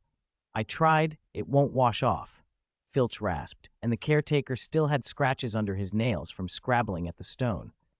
Sagres examined the message. It was no ordinary paint, but a magical imprint. No surprise, Filch could not remove it. He leaned closer, fingertips hovering over the uneven surface to pick up any trace of a caster, then sighed and gave up. He was no expert in handwriting. With a practiced flick, the writing slowly dissipated. Sagres' attention shifted to the girl's lavatory next door, Myrtle's haunt. Perhaps the constantly weeping ghost had seen something. He pushed open the door and called, "Hello, Myrtle." A toilet lid flipped up, and a ghost's head bobbed out, spectacles perched askew, confusion on her features. "Who's there?" she asked. "Are you a professor? Why are you here? This is the girl's lavatory." Sagres ignored the chiding and asked, "Myrtle, did you see anything when the attack happened?" Myrtle's lips trembled. "No, I was crying," she sniffed. "Peeves bullied me. He threw a moldy cake at my head and kicked me out of the Death Day party." She began to sob again. Sagres stood silently until, miraculously, she stopped. "Do you have any other questions?" she asked, wiping at her eyes. "No more questions," he said. "But if anything strange happens, I want you to tell me." "Strange things?" Myrtle leaned forward, lowering her voice conspiratorially. "Something strange did happen here." Sagres raised an eyebrow, an unexpected gift. "Tell me." "I can," she said, then brightened. "But you must promise to help me teach Peeves a lesson." "Agreed." Myrtle giggled. "Not many people come here normally, so there were lots of spiders. I even named them. But lately, they've all disappeared." Sagres narrowed his eyes and nodded slowly. He filed that away with everything else. Over the following days, the professors turned the castle upside down. Every dungeon brick was knocked and listened to, every portrait cross-questioned, every likely hiding place searched.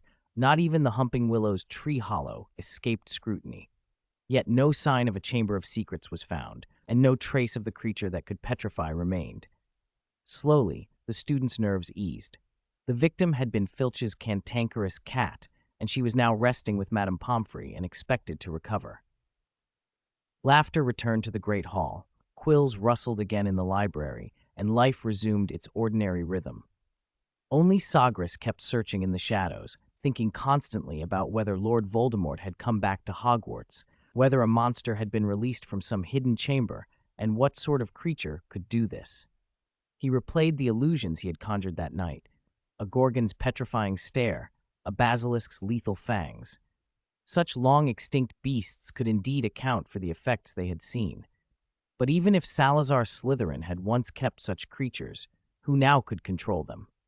Myrtle's remark about the missing spiders nagged at him. Had the monster been feeding? The Gorgon and basilisk had no obvious link to spiders. Was his line of thought wrong, then? Or was the killer something else entirely? Chapter 76. Alchemy Array. Besides Sagres, Harry and his two friends were still quietly investigating the truth behind the Chamber of Secrets. "Are we really not going to tell a professor?" Hermione fretted, biting her lip and absently stroking the spine of Hogwarts, a history. "Harry can hear things other people can't. That's dangerous." "It's useless," Harry snapped, running a hand through his hair. "They'll think I'm making it up again. And what if they actually think I did it? I'll be expelled. We could try telling Professor Greengrass, Hermione said cautiously. Maybe he knows something. I asked him, very subtly, last time, Harry said. He suggested it might be ghosts or Peeves. How did you ask? Hermione pressed, curious. I said I had a friend who sometimes heard strange noises in the castle. Harry shrugged. That was it. Hermione gave a helpless sigh. Well, Harry didn't open the chamber. Ron mumbled around a mouthful of chocolate. And Malfoy's definitely acting odd. He's been unusually quiet lately. Draco Malfoy had indeed reined himself in. Ever since Sagres had docked him points and given him detention after the Quidditch pitch incident, he'd stopped hurling the word mudblood at everyone he met, though he still held his chin high and glanced down his nose at Harry and his friends whenever chance allowed. He hadn't been provoking anyone or making sarcastic remarks. It felt off to all three of them, like he was hiding something. As the new Quidditch season approached, the castle buzzed with excitement. Groups of students drifted through corridors discussing strategies, and the Gryffindor team brimmed with eager anticipation. Even though Slytherin's 7 Nimbus 2001s made them feel outmatched, their morale held. First match of the year, Slytherin versus Gryffindor, Wood shouted, trying to rally them. We'll show them what we're made of. A good broom doesn't win a match on its own. Not everyone shared the general excitement. Professor McGonagall, rigid and composed in the stands aisle, had extended a polite invitation to Harry to come and watch. The principal's duty overrode any lingering resentment about Sagres' suspicion during the Halloween incident. Sagres, however, refused. An owl from Snowy Owl had delivered word that every necessary ingredient had been gathered, and he intended to use the 2 free days to finish the construction of a magic siphon alchemy array, a forbidden device capable of absorbing another's magic. With the materials in hand, Sagres headed straight for the safe house deep in the Forbidden Forest.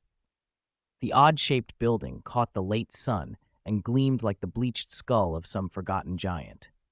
Over the mossy threshold, he stepped and cast 3 spells with casual precision. An anti-apparition charm wove a web of light over the outer wall, a space-anchoring charm condensed the air inside into a gelatinous boundary, and a powerful banishing charm made creatures instinctively avoid the place. The result was an utterly sealed private domain. Engraving the alchemy array would be long and grueling. At his pace, it would take a day and a night without rest. First, he had to prepare the mixture. Acromantula venom, moonstone powder, bleeding vine sap, Merperson scales, Madagot whiskers, Murtlap nails, North American mountain dragon tartar. Sagres measured and mixed each ingredient according to the pale, cramped instructions on the parchment manuscript. When he finally stirred in the last component, the liquid in the cup writhed in a deep, living blue. He hesitated for a moment, then cast mechanical mind on himself. He drank 2 careful drops of Felix Felicis. Luck potions were mostly psychological, he told himself, but he never refused help in a critical moment. He shed his robes and stood bare-chested to the cold air. Calculations said the best place for the array was on his chest, but the starting point had to be his dominant hand. The runic system would run from his right hand to his heart, so that magic and flesh could fuse. When the wand tip first touched his skin, a shiver ran through him. Not fear, but a fierce anticipation. His wrist moved, and the wand traced a bloody path. The etching began at the pad of his right index finger, splitting into 5 branches that followed the bone, then converging at the wrist into a thorn-like circular clasp. The design spiraled up his forearm and along his biceps, coiling like a vine toward the heart on the left side of his chest. His skin puckered where the wand passed, revealing a pearlescent sheen of muscle beneath, oddly without any blood. The incisions looked as if they'd been seared into place by some invisible force, the wounds shimmering with a glassy luster. When the last main circuit met at his sternum, the entire array seemed to breathe, expanding and contracting like an organ. Without hesitation, Sagres plunged his right hand into the blue solution. The liquid came alive. It made sticky, keening sounds, strangely like an infant's cry, and surged into the etched channels. Wherever it flowed, the blue light under his skin flared, illuminating his bones like crystal. Pain struck in waves. It was not the soul-rending agony of a Cruciatus, but a raw, physical torment, as if red-hot combs were raking through nerve endings. Sagres did not flinch. Hours crawled by. Gradually, the map of the alchemy array took form. Eerie blue veins snaked beneath his skin, pulsing with a strange inner glow. The next phase was the runes. The alchemical manuscript hovered and turned a page on its own, revealing densely packed ancient symbols. Each rune seemed almost alive, twisting and whispering on the parchment. Every time Sagres carved a rune into his skin, blue etchings seeped from beneath and healed over. Over 2,000 runes awaited him, 2,000 fresh tears and 2,000 healings. He silently cursed the unknown author of the manuscript more than once as he worked, laboring through the endless repetition. By the time the first light of morning began to gild Hogwarts, Sagres had made enormous progress. The castle's towers shone golden as students moved across the lawns in pairs and small groups, their voices bright in the cool air. Even the usually solitary Ravenclaw first years had joined the stream heading toward the Quidditch pitch.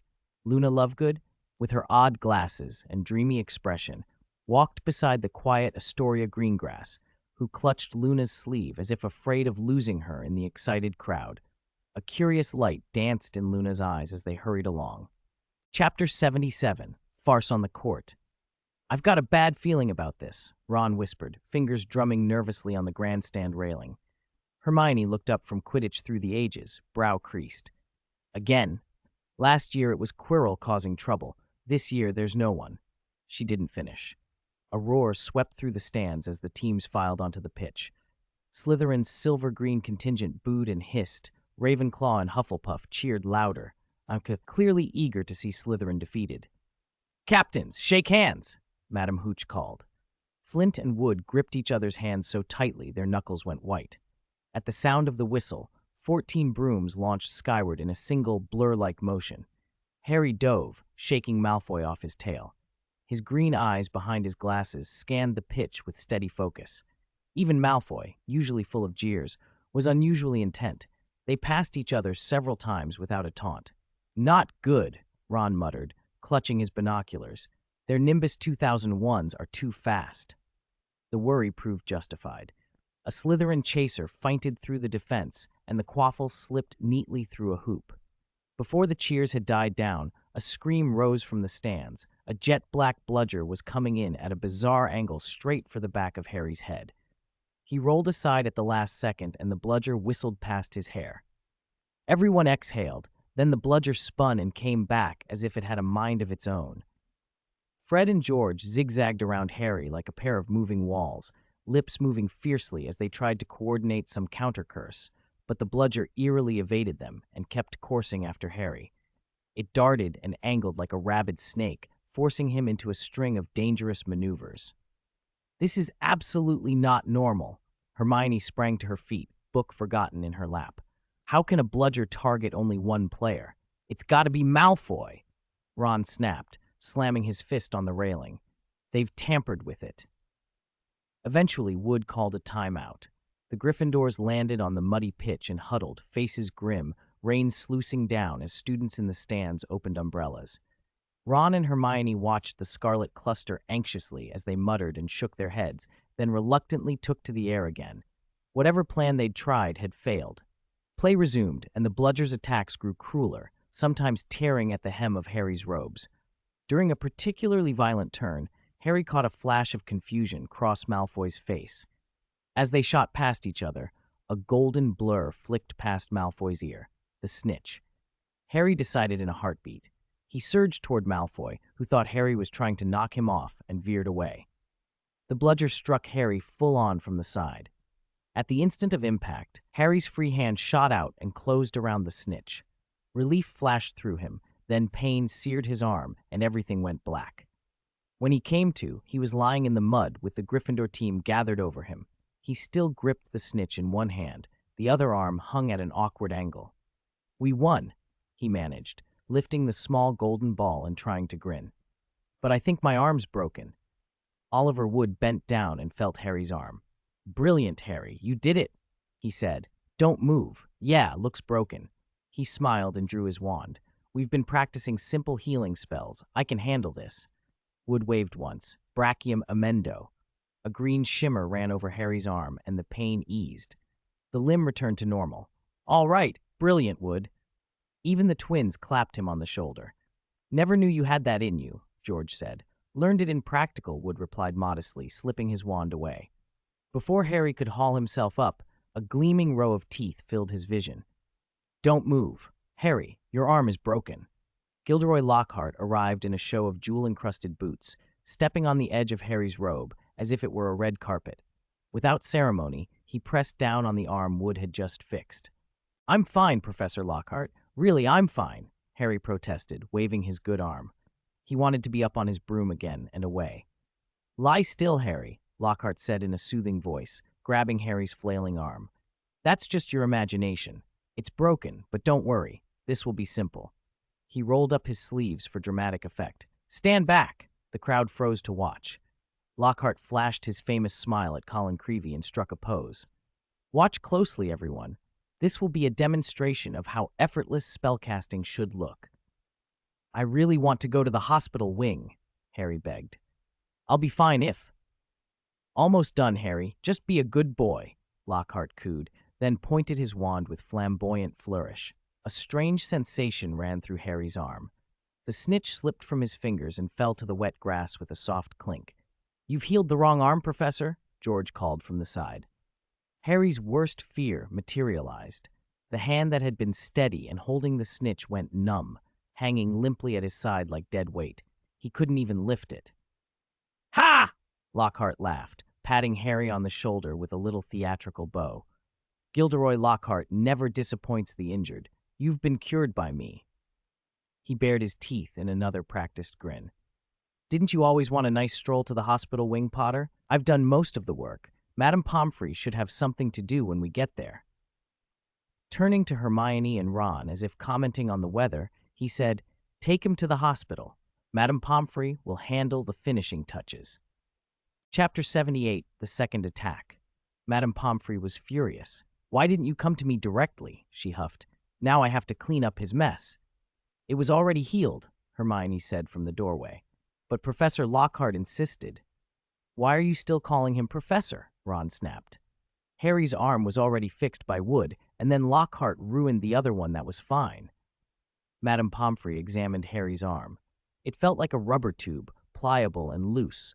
The bones were gone, apparently vanished by Lockhart's bungled nonverbal spell. "Making bones disappear only takes a flick of the wand," she muttered irritably. "But making them grow back. You can do it, right? You can?" Harry asked, urgent and hopeful. "Of course I can." Madame Pomfrey produced a brown bottle and poured a brownish liquid into a cup. "But it will take time, and it will be very unpleasant." She handed the cup to Harry and gestured for him to drink. "You'll stay here tonight. I'll let the head know." Ron and Hermione were shown out as well. Harry lay alone in the hospital bed. The unpleasant taste of Skele-Gro still clung to his mouth as sleep took him. Sagres studied his own arm and upper body, the skin marked with blue sigils. The alchemical engraving across him was complete. He felt a restless urge to test this new spell on some unsuspecting dark wizard, but prudence won out. He looked at the deepening twilight beyond the window and decided to return to the library first to look something up. He did not want a repeat of Amon Brad. He did not want to be torn apart from absorbing someone else's magic. Late that night, hurrying back into the castle, he stopped short in the entrance hall. Dumbledore and Professor McGonagall were carrying something carefully, stepping slowly toward the hospital wing.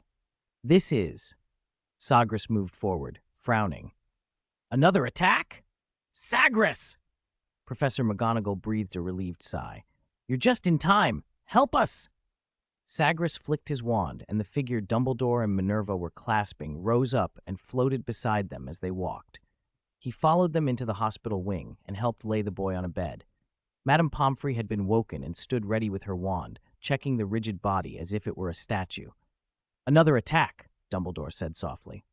Minerva found him in the corridor. Sagres bent to look at the first year. The boy still clutched a muggle camera in his hand. Terror was frozen on his face. The lens had been shattered as if struck by something heavy. "Colin Creevey," McGonagall said tightly. "He's a fan of Potter's. When I found him, he had a bunch of grapes in his hand. He must have sneaked off to see Potter." Potter? Sagres glanced toward the curtained bed beside them. He broke his arm on the Quidditch pitch today and is being treated now. McGonagall nodded. Petrified again, Madame Pomfrey said. Just like that cat. Yes, McGonagall swallowed. Luckily, Professor Dumbledore came downstairs for some cocoa, or I wouldn't have known what to do. We didn't even bring our wands. Dumbledore, McGonagall, and Madame Pomfrey were still in their nightclothes, Dumbledore's long silver hair loose around his shoulders, obviously having rushed there. Madame Pomfrey suddenly pointed at the camera, clenched in Colin's hand. Could he have taken a picture of the attacker? Dumbledore took the camera. When he opened the back, a puff of smoke and a burned smell issued out. Merlin, both Madame Pomfrey and McGonagall exclaimed. How could this happen? Destroyed by powerful magic, Dumbledore said, his face serious. It seems the Chamber of Secrets has indeed been opened. There is no doubt. What shall we do, Albus? McGonagall's voice wavered. Can we only wait for Pomona's mandrake to be usable? I'll do it. Sagres stepped forward and produced a vial that shimmered with silver light. A potent potion, mandrake brewed with phoenix tears. 2 drops should restore him. Where did you get that? McGonagall asked in surprise. It's precious, Sagres said. I didn't use it on a cat. He placed 2 drops into Colin's tight mouth. The change was immediate. The gray, stone-like pallor retreated as if a tide had gone out. Color rushed back into the boy's cheeks. Colin coughed violently, as if surfacing for air. Oh, wonderful, thank Merlin, Madame Pomfrey said, relieved. You should thank me and my friend. She smiled at Sagres. Yes, Sagres, thank you. A good many of the healing charms I use were improved by his work. Colin blinked, bewildered. Where am I? I thought I had a nightmare. His eyes roved across the faces gathered around him and fell to the camera in Dumbledore's hands. He shivered. There was something in the corridor. I wanted to take its picture, but it looked back at me, and then I was here. At that moment, Snape and Lockhart rushed into the wing. They stared at the boy on the bed speaking. Dumbledore explained briefly. When he mentioned that Sagres had cured Colin with a special potion, Snape shot him a loaded look. You saw the attacker? Lockhart, for once more sensible than usual, attempted a smile that made everyone uneasy. I saw a very big snake, Colin stammered. It was going the other way, and I was surprised, so I tried to take a picture, but when I pressed the shutter, it turned around. His words trailed. And then I came here. A snake? Snape repeated, eyes narrowing. How big? About as thick as a bucket, Colin said helplessly. I should have taken its picture. I'm afraid your camera is damaged, Dumbledore said gently, but I'll find a way to fix it. Colin nodded gratefully. Lockhart's smile faded. He sounded incredulous. A snake as thick as a bucket? In Hogwarts? Are you making this up to get attention, boy? Or did you see things wrong? Several professors exchanged glances and ignored him. Madame Pomfrey rolled her eyes discreetly.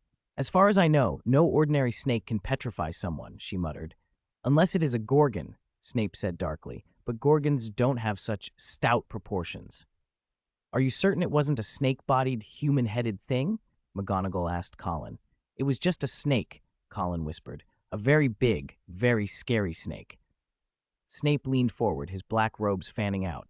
Let me make this clear. A giant snake, as thick as a bucket, not using fangs but staring at you from a distance and turning you to stone.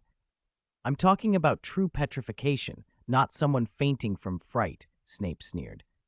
Severus, I believe Colin has no reason to lie, Dumbledore said, raising a hand to calm him. Then he turned to Sagres, although we still don't know what kind of snake it was. Sagres had meant to use memory recall to see what Colin had seen, but another memory stopped him, Myrtle's words about the spiders being gone. A snake-like creature that feeds on spiders could only be one thing. Basilisk, Sagres said. Everyone froze. Basilisk? Snape's voice faltered, unusual for him. But legend says a basilisk's gaze is fatal, Sagres finished. But what if there was no direct eye contact? You mean, McGonagall began. Colin looked at it through the camera, and Madame Norris perhaps through a reflection in a puddle. Sagres said, his voice clear in the quiet hospital wing. Indirect eye contact would weaken the fatal effect, causing petrification rather than death. That's only a theory, Snape started. I believe, Dumbledore said, his voice unusually heavy, that Sagres' theory is very likely true. 50 years ago, the Chamber of Secrets was opened once before, and at that time, a student lost his life because of it. Chapter 79, discussing countermeasures. So there are two critical issues we must deal with right away, Sagres said, looking around at everyone in the room. Where exactly is the Chamber of Secrets? And who opened it? The location of the chamber is a real problem, Professor Flitwick said, frowning. A basilisk of that size hiding in the castle without anyone noticing? It's absurd. They all mentally swept over every corner of Hogwarts, from the highest towers to the deepest dungeons, but no plausible hiding place came to mind. Flitwick is right, Professor McGonagall added, jaw tight. I can't think of anywhere in the castle that could contain such a creature without leaving traces. Underground pipes! Sagres mused after a moment, then, with growing certainty, added, For a snake, there's no more perfect hiding place. That was the most reasonable hypothesis, unless they were dealing with a spectral serpent. Humph. Snape's voice was cold as pouring water on the idea. It's a sensible guess, but Hogwarts' pipe system is over 1,000 years old and as intricate as a maze. Who has the time, or the patience, to search it thoroughly? No one answered. That was the problem. Hogwarts' subterranean tunnels were too complex. An ordinary person would be lost within minutes. Dumbledore raised his voice to steer the meeting back to essentials. For now, our top priority is the safety of every student. His gaze swept the room like a searchlight. We must guard strictly and not allow the basilisk to harm any child. Until we have a solution, safety is the bottom line. The professors nodded. Still, Sagres said, his voice cold and edged with menace, I insist the most urgent matter is to find the culprit. As long as we find who opened the chamber, we can follow the trail to the chamber itself and deal with that basilisk permanently. What storm could an heir who had lost his fangs not whip up? As for the basilisk, Sagres made it clear he'd be fortunate to survive one of his spells. A hush fell over the infirmary. Lockhart swallowed, about to speak, but Sagres' look shut him up. Sagres, your aim is understood, Dumbledore said calmly. But throughout the investigation, we must not lose sight of student safety. Do any of you have suggestions? The headmaster asked. Lockhart tried to interject again, but another look from Sagres silenced him. Perhaps we should hold the news for now, McGonagall offered cautiously. If word of the basilisk and the chamber spreads, it will only cause panic among the students. The other professors pictured the Great Hall in chaos and immediately agreed. Dumbledore merely nodded. Lockhart suddenly straightened and seized the opening. I have the perfect plan, he declared, puffing himself up. A dueling club. I, Gilderoy Lockhart, will personally instruct the students in protection. After all, as defense against the dark arts professor, it is my duty, and what better way to showcase my vast experience? There were few responses. Flitwick picked at his nails, McGonagall's mouth twitched, and Snape let out a disdainful snort. Practical skill takes time to build, Professor Lockhart, Snape said at last, bluntly. What's more pressing is to forbid students from moving about alone. Under no circumstances should anyone wander the castle unless absolutely necessary. He emphasized forbid and not allowed, as if issuing detentions by decree. Agreed, Dumbledore said. Sagres, your thoughts? Sagres considered, then spoke with measured certainty. We must give students minimal but effective protection. Everyone must wear glasses, mandatory. That way, if they encounter the basilisk, the worst will be petrification rather than death. That's a valuable suggestion. Dumbledore's eyes lit with approval. Simple, direct, and effective. Minerva, I'll leave this to you, he added, looking at McGonagall. Please ensure that everyone wears protective lenses until this is resolved. McGonagall nodded. Sagres continued. I also suggest installing reflective devices, mirrors, or polished surfaces at every corner and along every corridor. No objection, Dumbledore said, turning the meeting into action. He began assigning tasks, giving each professor a role. Mr. Creevey, he said gently to the bewildered young visitor, for the time being, you should remain in the infirmary. Me? How long? Colin asked, dazed. Not long, Dumbledore replied. Once Madame Pomfrey completes a full checkup, you may return to class. Colin nodded obediently. Dumbledore patted his shoulder and murmured, Rest, child. You must be exhausted. The words were like a lullaby. Colin's eyelids drooped and he fell into a deep, immediate sleep. I think it's necessary for him to temporarily forget everything that happened tonight, Snape suggested, his voice flat. Let me do it. Lockhart rushed forward. I am the undisputed master of memory charms. Leave this small matter to me. I guarantee he'll forget every detail of tonight without a trace. Gilderoy, I'm not questioning you, Dumbledore said evenly, but this concerns a student's memories. It is more appropriate for me to handle. With that, and with Fawkes the Phoenix nearby, Dumbledore took up his wand, and with a small, precise spell, he extracted the boy's memories of that night and set them into a glass file. Ah, Headmaster, if I may, Lockhart began, oblivious to the dampened mood. Your method is a bit blunt. Naturally, I don't mean to boast, but I am an expert in this field. Everyone glared, and at last Lockhart fell silent, his smile fading as he realized the gravity of the situation. Chapter 80, Parseltongue. You said the Chamber of Secrets was opened once 50 years ago, and a student died because of it? Sagres asked, his voice serious. This news was new to him. Yes, her name was Elizabeth Warren, and after she died, she became a ghost and stayed at Hogwarts. Dumbledore's half-moon spectacles flashed in the infirmary light. Wait, Sagres frowned, remembering something. Myrtle, the one who cries in the girls' lavatory? That's her, Professor McGonagall confirmed, pursing her lips. That's the name the students use. Sagres' expression darkened. 50 years, and you let a witness to the opening of the Chamber of Secrets haunt a toilet for 50 years without ever asking her what she saw. His voice brimmed with disbelief. The infirmary fell into an awkward silence. He narrowed his eyes and nodded. All right, Potter can't conceal things this time. I need every useful detail. His tone was calm and absolute. What do you say, Mr. Potter? The curtain on the adjacent bed quivered and was pulled back by an unseen hand. Harry Potter, who had been eavesdropping, sat up. He'd woken from the effects of Skelegro and had heard everything about tonight's attack from beginning to end. He wished, faintly, that he had stayed asleep. Sorry, Professor. I wasn't trying to eavesdrop, he began. It's all right, Potter, Sagres said, holding up a hand. I don't think anyone here will blame you for listening, but you must tell us what you discovered when the first attack happened. We didn't find anything, Professor, Harry said, flustered. We looked, Ron, Hermione, and I. We found nothing. Sagres' frown deepened. Whatever Harry might be hiding, this had to be cleared up. It could be the crucial clue to finding the culprit and the chamber. He leaned forward, his voice quiet but uncompromising. Harry, you have the right to remain silent, but I also have the means to make you speak. Professor McGonagall stepped between Sagres and the bed. You cannot force or threaten a student like that. Of course I can, Professor McGonagall, Sagres replied evenly. On this point, I am clearer than any of you. Dumbledore gently pressed McGonagall's shoulder and tried to calm the situation. Sagres, if Harry knows something, I believe he will tell us. And if he doesn't? Sagres' gaze swept the assembled faces. His voice was flat. Hogwarts has already lost one student. How many more bodies do you want to see here? No one wants that, McGonagall said, stunned.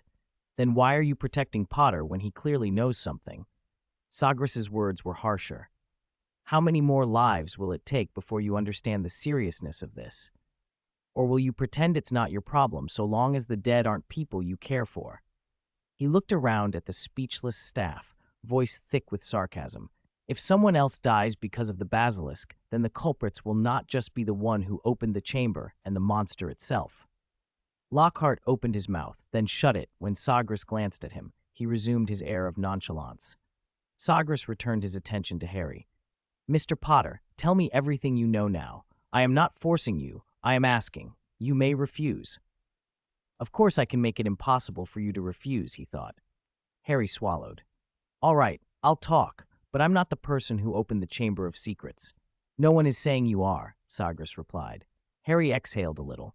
When the first attack happened, Harry began haltingly, I heard a voice. It said it was hungry, that it wanted to tear and kill. Only I heard it. Ron and Hermione didn't hear a thing. Everyone fell silent, mulling that over. Hunger, killing, tearing. Others can't hear it, Sagres mused aloud. It sounds like the basilisk itself speaking. If that's true, then you're a Parselmouth. He looked straight at Harry. Are you Mr. Potter?